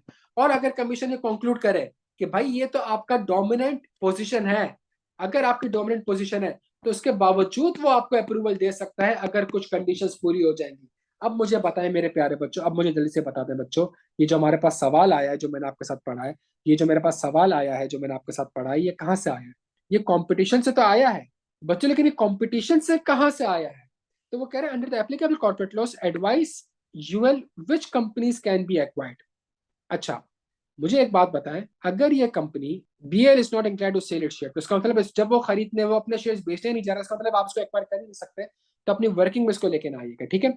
तो आपने सिंपल सा क्या काम करना है, टोटल होलमियम कितने हैं भाई, जल्दी से बता दे बच्चों, टोटल होलमियम कितने हैं, प्लस कर ले इसको यार जल्दी से, 70,000। और टोटल ये टेरबियम कितने हैं भाई, 58,000। यूएल 20,500, 5,220। अगर यूएल एल को एक्वायर करता है तो 20,500 प्लस 13,120 डिवाइडेड बाय 70,000, ऐसा ही है भाई बच्चों, ऐसा ही है। तो इसका मतलब है सुनिएगा मेरी बात को, मैं आपके साथ आंसर भी डिस्कस करूंगा। तो आपके पास होल्डिंग कितनी आ जाएगी, अगर एल को एक्वायर करते हो तो 41%, इसका 9%, सीएल को एक्वायर करते हो 75%, 28%, 25%, 40.48%। क्या तीनों एक्विजिशन में डोमिनेंट इन्फ्लुएंस हो रहा है, जल्दी से बता दें, क्या तीनों सिनेरियो में डोमिनेंट इन्फ्लुएंस हो रहा है? डोमिनेंट इन्फ्लुएंस की डेफिनेशन क्या थी, कि अगर ये इंप्लाइड है, अगर आप 40% से ज्यादा मार्केट शेयर एक्वायर करते हैं, ऐसा ही था भाई, ध्यान हो गया। तो इसका मतलब ये हो गया बच्चों, इसका मतलब ये हो गया, तो सर सिंपल सी बात ये हो गई, बहुत सिंपल सी बात ये हो गई कि मेरे पास जो सवाल आया है, वो सवाल ना मेरे पास यहाँ से आया है, ना वो सवाल यहाँ से आया है, ना वो सवाल यहाँ से आया है, बल्कि किससे आया है, मर्जर से आया है। जब मर्जर से सवाल मेरे पास आया है और मेरा डोमिनेंट इन्फ्लुएंस हो रहा है, तो इस केस में क्या करना पड़ेगा भाई, इस केस में क्या करना पड़ेगा, इस केस में अगर मैं आपसे सेक्शन पढ़ूं, No undertaking shall enter into a merger which substantially lessens the competition by creating or strengthening a dominant position. क्या dominant position मार्केट में हो रही है? जल्दी से जवाब दें, क्या डोमिनेंट पोजीशन मेरे सब सेक्शन ए को रेफर करना पड़ेगा? यस सर हो रही है, तो नहीं हो सकता. And undertaking intent to acquire the shares or asset of the another undertaking, two or more undertaking intent to merge and meet the pre-merger notification threshold, such undertaking shall apply for clearance from the commission of the intended merger. सही है. उसी तरह आपको process बता देगा, आपने pre application देनी है, कमीशन आपको रिप्लाई करेगा, उसके बाद कमीशन आपसे कुछ चीजें मांगेगा, आपने सेकंड करनी है, फिर उसके बाद 90 दिन के अंदर आपने मजीद इन्फॉर्मेशन करनी है. If there is a substantially lessened competition by creating or strengthening the dominant influence, क्या dominant influence बन रहा है? जल्दी जवाब दे, जल्दी जवाब दे, क्या dominant influence बन रहा है भाई? In the relevant market, हेथियम और लोथियम, सही है. कमीशन में still approve the transaction if it is shown that it contributes substantially to the efficiency of production. Such efficiency could not be achieved by less competition. Benefit are more than the adverse impact when one of the undertaking is faced with the actual or imminent financial failure. बच्चों को यहाँ तक बात समझ आ रही है? इसका मतलब है आपके पास कंप्लायंस से सवाल था, आपने कंपटीशन एक्ट को रेलिवेंट किया, कंपटीशन एक्ट 4 चीजों के ऊपर बात करता है, जो चौथी बात है, चौथी बात के ऊपर मैं 2 बातें करता है, मैं आपसे डिस्कस करूंगा वो, और उसमें आपके पास आंसर आपने यहाँ से लिखना था. क्या यहाँ तक बात समझ आती है? अगर कॉम्पिटिशन एक्ट आपने रीड कर लिया और रीड करके आपने उसको उर्दू में ट्रांसलेट कर लिया और आपको लगता है कि जी पेपर में सवाल आएगा तो आप पिक कर लेंगे. अगर जो बच्चा गलती से भी स्टार्टिंग से सेक्शन को रीड करने लगेगा, फिर यहाँ पर आएगा, फिर फजूल में इसको भी रीड करेगा, फिर यहाँ पर आएगा, फजूल में इसको भी रीड करेगा, फिर यहाँ पर आएगा, इसको भी रिपीट करेगा, बच्चों वो टाइम जाया करेगा. वो 20-25 मिनट में सवाल को अटेम्प्ट कर रहा होगा, आप 4 से 5 मिनट में सवाल अटेम्प्ट कर लेंगे. क्लियर हो मेरे बच्चों? तो आपको बड़ा क्लियर होना चाहिए. बड़ा ये जो मैंने वर्ड 1 पेज समरी बनाई है प्यारे बच्चों वर्ड में, ये बड़ी इंपॉर्टेंट है. ये अब्यूज ऑफ डोमिनेंट पोजीशन मना करता है, आप नहीं कर सकते. सही है. प्रोहिबिटेड एग्रीमेंट मना करता है कि आप नहीं कर सकते, लेकिन इसके ऊपर एग्जम्पशंस वो आपको देता है, इंडिविजुअल एग्जम्पशन आपको देता है. डिसेप्टिव मार्केटिंग प्रैक्टिस मना करता है, कोई एक्सेप्शन नहीं है. अप्रूवल ऑफ मर्जर किन किन 2 चीजों की बात करता है? वो एक प्रोसेस की बात करता है और एक्सेप्शंस की बात करता है. यहाँ पे उसने एक्सेप्शन दी हुई है, कमीशन चाहे तो वो कर सकता है. अच्छा, क्लियर है बच्चों यहाँ पे? तो इसका मतलब है, अच्छा मेरा अगर आप आंसर देखेंगे तो मैंने अपने आंसर में कुछ चीजें लिखी है इसलिए ताकि अगर आपने लेक्चर देखा होगा तो उसके बाद आपको ये चीजें समझ में भी आएंगी. मैंने इसका आंसर इस तरीके से ड्राफ्ट करा है कि as per takeover target company, ये आंसर आपने ड्राफ्ट नहीं करना, आपको समझाने के लिए. मीन्स अ लिस्टेड कंपनी और holding company of a listed company. क्या क्या ये टारगेट कंपनी जो है हमारे पास, क्या ये लिस्टेड कंपनी है? नहीं सर. इसका मतलब है टेक ओवर रेगुलेशन अप्लाई नहीं होगा. कॉन्सिक्वेंटली कॉर्पोरेशन एक्ट जो है वो मेरे पास अप्लाई होगा. अंडरटेकिंग आ जाएगा, मर्जर आ जाएगा, डोमेन पोजीशन मैंने सारी डेफिनेशन लिख दी ताकि आपको समझ में आ जाएगा मैंने किस तरीके से चीजों को पिक करा है. ठीक है. रेलिवेंट मार्केट मैंने लिख दिया, और फिर अप्रूवल ऑफ मर्जर में जो रेलिवेंट सेक्शंस थे मैंने वो लिख दिए. और फिर इसके बाद अगर आप एग्जामिनर का आंसर देखें, UL can acquire AL, CL or DL provided it can demonstrate to the Competition Commission of Pakistan that acquisition will substantially contribute such efficiencies least anti-competitive. After considering all the factors, the CCP may either prohibit the execution of the transaction or approve it conditionally. बच्चों क्या यहाँ तक बात समझ आती है? तो simple सा हमारे पास कॉम्पिटिशन एक्ट से सवाल था, लेकिन इस सवाल को अटेम्प्ट करने से पहले प्री कंडीशन क्या है? प्री कंडीशन मेरे बच्चों ये है जो मैंने आपके सामने डायग्राम रखी. आपको बड़ा क्लियर पता होना चाहिए कि कॉम्पिटिशन एक्ट किन सेक्शन जो कौन कौन से सेक्शन है, वो सेक्शन किसके ऊपर बात करते हैं, सवाल में कौन सी चीज रेलिवेंट है, और उस सिनेरियो में कितनी बातें कवर्ड है और मेरे लिए कौन सी रेलिवेंट है. जब तक स्ट्रक्चर आपको नहीं पता होगा आप पेपर पास नहीं कर सकते. डन हो गया? एक और सवाल है, आखिरी सवाल है. अगर हमने ये सवाल कर लिया तो हमारा ऑब्जेक्टिव बड़ा अच्छे से अचीव हो जाएगा. स्टार्ट करें बच्चों.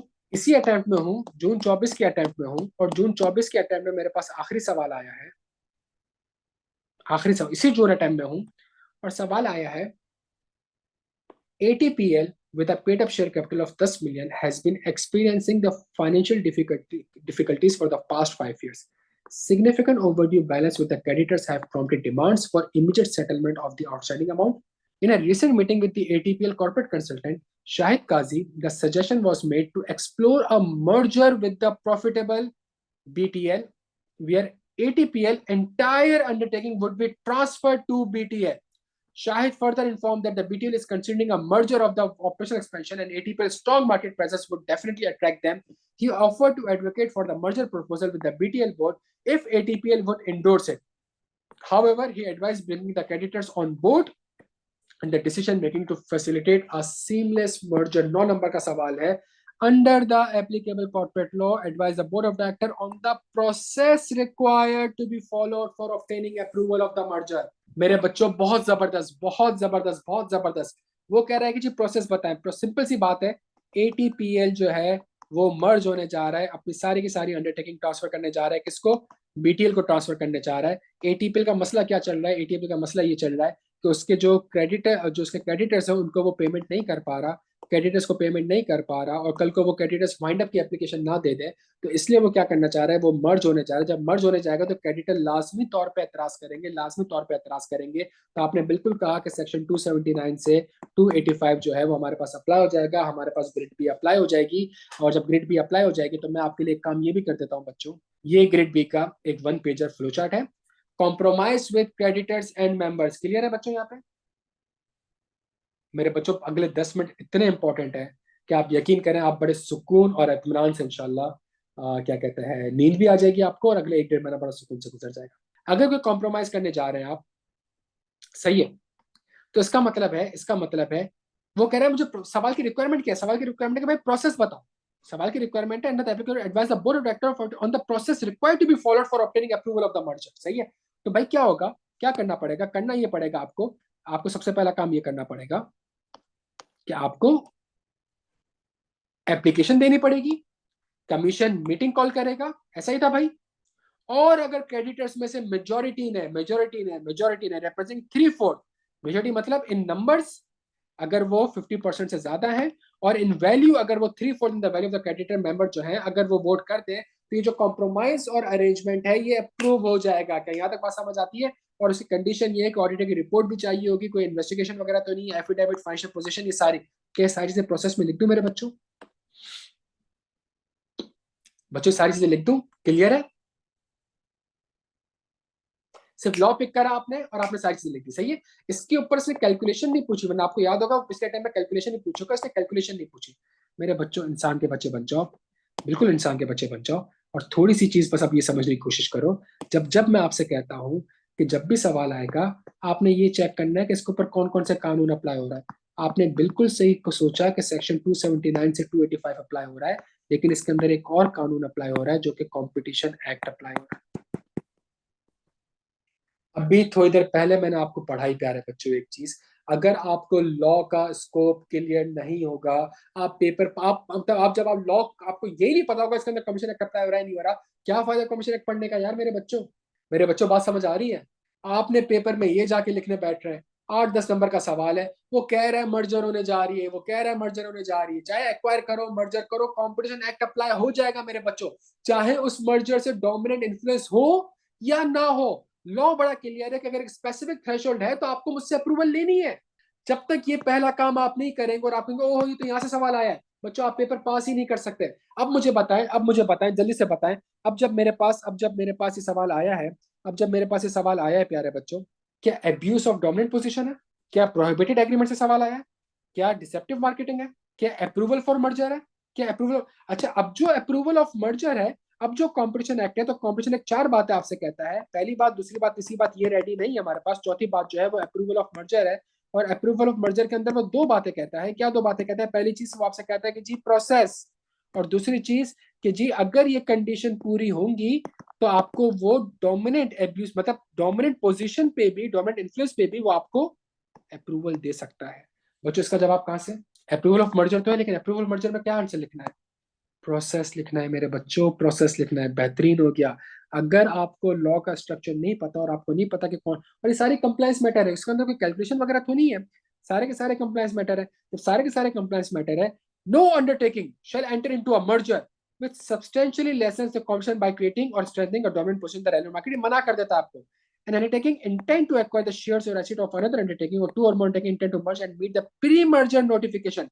यहाँ पे वो इसकी बात नहीं करता है, सुनिएगा मेरी बात को, यहाँ पे वो कंपटीशन की बात नहीं करता है, यहाँ पे वो कंपटीशन की बात नहीं करता है। वो कहता है, वो यहाँ पे आपको स्टेट मना कर देता है कि भाई पॉसिबल नहीं है, 2 मर्जर करके करने जा रहे हो, और अगर उसकी वजह से डोमिनेंट पोजीशन में, रेलिवेंट मार्केट में अगर आपकी डोमिनेंट पोजीशन बढ़ रही है, तो ये आप अंडरटेकिंग एंटर हो ही नहीं सकते। फिर दूसरा कानून आके कहता है कि अगर कोई प्री मर्जर नोटिफिकेशन है, अगर उस नोटिफिकेशन के तहत अगर आपका वो क्राइटेरिया पूरा हो चुका है, तो उसके लिए आपको कमीशन से अप्रूवल लेनी पड़ेगी, और क्या करना पड़ेगा? प्री मर्जर की एप्लीकेशन देनी पड़ेगी। 30 दिन के अंदर कमीशन डिसाइड करेगा, commission second phase review initiate करेगा, 90 दिन के अंदर वो रिक्वेस्ट इन्फॉर्मेशन आपसे मांगेगा, आपने जमा करानी है, सही है। और फिर मेरी बात सुनिएगा, ये जो कानून था ना, कौन सा वाला कानून? No undertaking shall enter into merger with substantially lessen competition by creating or strengthening dominant position.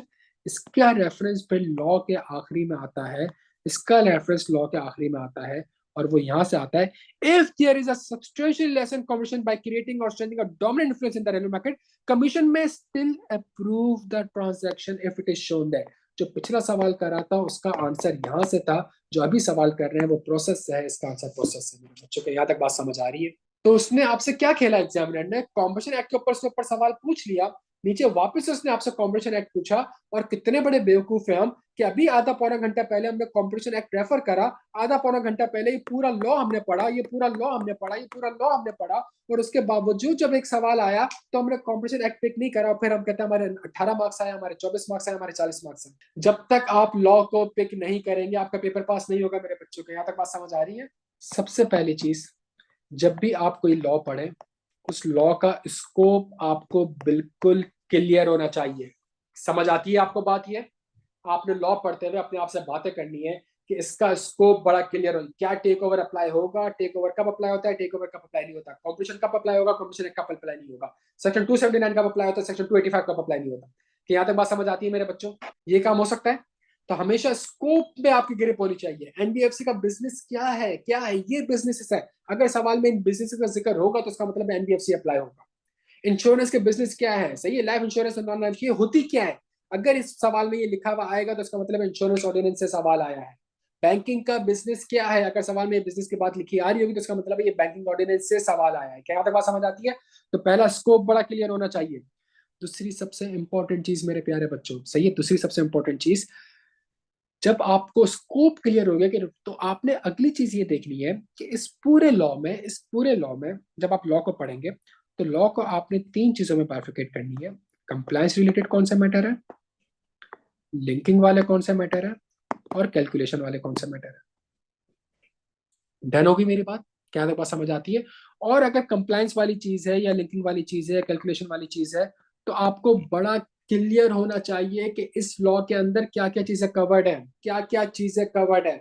अगर कंपटीशन एक्ट है, और अगर मैं आपसे कहूं कि अगर आपसे कोई कहे इंटरव्यू में, सही है, कि मुझे 30 सेकंड के अंदर कंपटीशन एक्ट को समराइज करके दो, 30 सेकंड के अंदर कंपटीशन एक्ट को समराइज करके दो, आप कैसे समराइज करेंगे? क्या आप समराइज कर सकते हैं? अगर आप समराइज कर सकते हैं तो इसका मतलब आप पेपर पास कर सकते हैं। मेरी बात समझने की कोशिश करेगा। अगर मैं आपसे अभी कहूं कि मुझे 30 सेकंड के अंदर कॉम्पिटिशन एक्ट को समराइज करके दे, या मुझे कॉम्पिटिशन एक्ट को एक्सप्लेन करके दे 30 सेकंड के अंदर, तो आप सबसे पहले क्या बोलेंगे? आप सबसे पहले कहेंगे सर कॉम्पिटिशन एक्ट जो है ना वो नॉर्मली सिर्फ और सिर्फ 4 बातों को कवर करता है। जो सबसे पहली बात है वो ये है कि अब्यूज ऑफ डोमिनेंट पोजीशन, सही है, अगर आप किसी भी तरीके से डोमिनेंट पोजीशन रेलिवेंट मार्केट में कर रहे हैं, ये अलाउ नहीं है, इसके ऊपर कोई एक्सेप्शन नहीं है। क्या यहाँ तक बात समझ आती है? दूसरी चीज आप उससे कहेंगे कि सर अगर आपके पास डोमिनेंट पोजीशन नहीं है, लेकिन एक कार्टेल बना लिया आपने, एक एसोसिएशन बना लिए, और वो एसोसिएशन बैठ के किसी एग्रीमेंट में दाखिल होती है, और उस एग्रीमेंट में दाखिल होने की वजह से डोमिनेंट पोजीशन की एब्यूशन हो रही है, क्या ये अलाउ है सर? ये भी अलाउ नहीं है, ये भी अलाउ नहीं है। क्या यहाँ तक बात समझ आती है? तीसरी चीज sir, deceptive marketing. Competition commission कहता है कि जी आप डिसेप्टिव मार्केटिंग भी नहीं कर सकते, सही, अपने प्रोडक्ट के बारे में कोई फॉल्स क्लेम भी नहीं कर सकते जो कि आप नहीं कर रहे हैं, और सामने वाले कॉम्पिटिटर के बारे में भी कुछ गलत आप नहीं कह सकते, ठीक है, ये होगी डिसेप्टिव।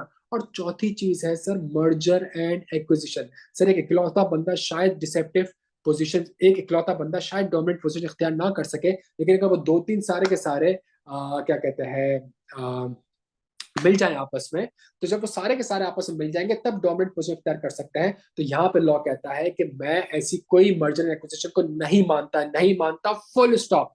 लेकिन वो कहता है कि अगर आप कंबाइन हो रहे हैं, और अगर आपकी डोमिनेंट पोजीशन नहीं भी है, लेकिन जो ये एक्विजिशन होने जा रही है, मर्जर होने जा रही है, अगर ये स्पेसिफिक थ्रेशोल्ड से अबव करती है, तब भी आपने कॉम्पिटिशन कमीशन के पास आना है, उसकी अप्रूवल लेना लाजमी है। जब कॉम्पिटिशन कमीशन से अप्रूवल लेनी होगी तो कैसे लेनी होगी? आपने एक एप्लीकेशन देनी होगी, कुछ पैसे देने होंगे, वो उस एप्लीकेशन को रिव्यू करेगा, आपसे कुछ इन्फॉर्मेशन मांगेगा, उस इन्फॉर्मेशन मांगने के बाद वो आपको कहेगा कि जी मुझे मजीद इन्फॉर्मेशन दे, उसके बाद वो आपको अप्रूवल देगा, और फिर लॉ आपसे कहता है कि ऊपर मैंने तुमसे कहा था कि अगर कोई मर्जर एक्विजिशन में डोमिनेंट इन्फ्लुएंस क्रिएट हो रही है, एनहेंस हो रही है, तो वो अलाउ नहीं है, लेकिन उसकी 3 या 4 एक्सेप्शन है, कि अगर कोई ऐसा कॉम्पिटिटर आपका जो कि बंद ही होने वाला है, तब इसलिए आप उसको खुश नियति में एक्वायर कर रहे हैं, तो आपको कमीशन कर सकता है। अगर कोई ऐसी चीज है फॉर एग्जाम्पल जिससे एफिशिएंसी इंप्रूव होगी, नुकसान बिल्कुल है लेकिन इससे ओवरऑल मुल्क को बड़ा फायदा होगा, एम्प्लॉयमेंट को फायदा होगा, इस सेक्टर को फायदा होगा, एफिशिएंसी इंप्रूव होगी, तब जाके आप ये बिल्कुल कर सकते हो। और कॉर्पोरेशन कमीशन इस चीज की इजाजत आपको दे सकता है। बच्चों के यहाँ तक बात समझ आ रही है?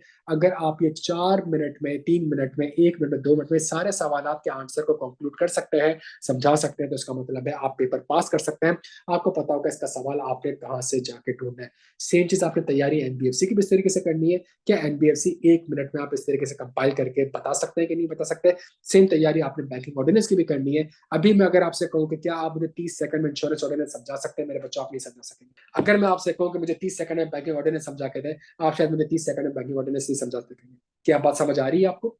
आपने पढ़ा हुआ है, मुझसे ही पढ़ा हुआ होगा, सही मेरे लेक्चर देखोगे, बट द पॉइंट इज कि जब आप अपना रिवीजन करने जा रहे हैं, चीजों करने जा रहे हैं, तो जब तक आप इस तरीके से कंक्लूड नहीं कर लेंगे, और इसका स्कोप क्या है, कैलकुलेशन है, उसके ऊपर पेपर से पहले प्रैक्टिस करनी है, लिंकिंग है, पेपर से पहले आपने रेडी रखना है। अगर आप मेरी बुक देखें तो मैंने हर एक लॉ को आपस में लिंक किया हुआ है बच्चों, हर एक लॉ को आपस में लिंक किया हुआ है, ठीक है। जितने भी कंप्लायंस के मैटर है वो सारे एक जगह पे हाईलाइट करके रखे हैं आपको, सही, उसकी चेकलिस्ट बना के दे दी आपको कि ये चीज आपने कंप्लायंस करनी है। फीडबैक बच्चों अपना लाजमी दे दीजिएगा, अपना बेहद ख्याल रखिएगा, मेरी सेहत के लिए जरूर दुआ करिएगा। इंशाल्लाह फिर मुलाकात होती है आपसे। थैंक यू सो मच मेरे बच्चे।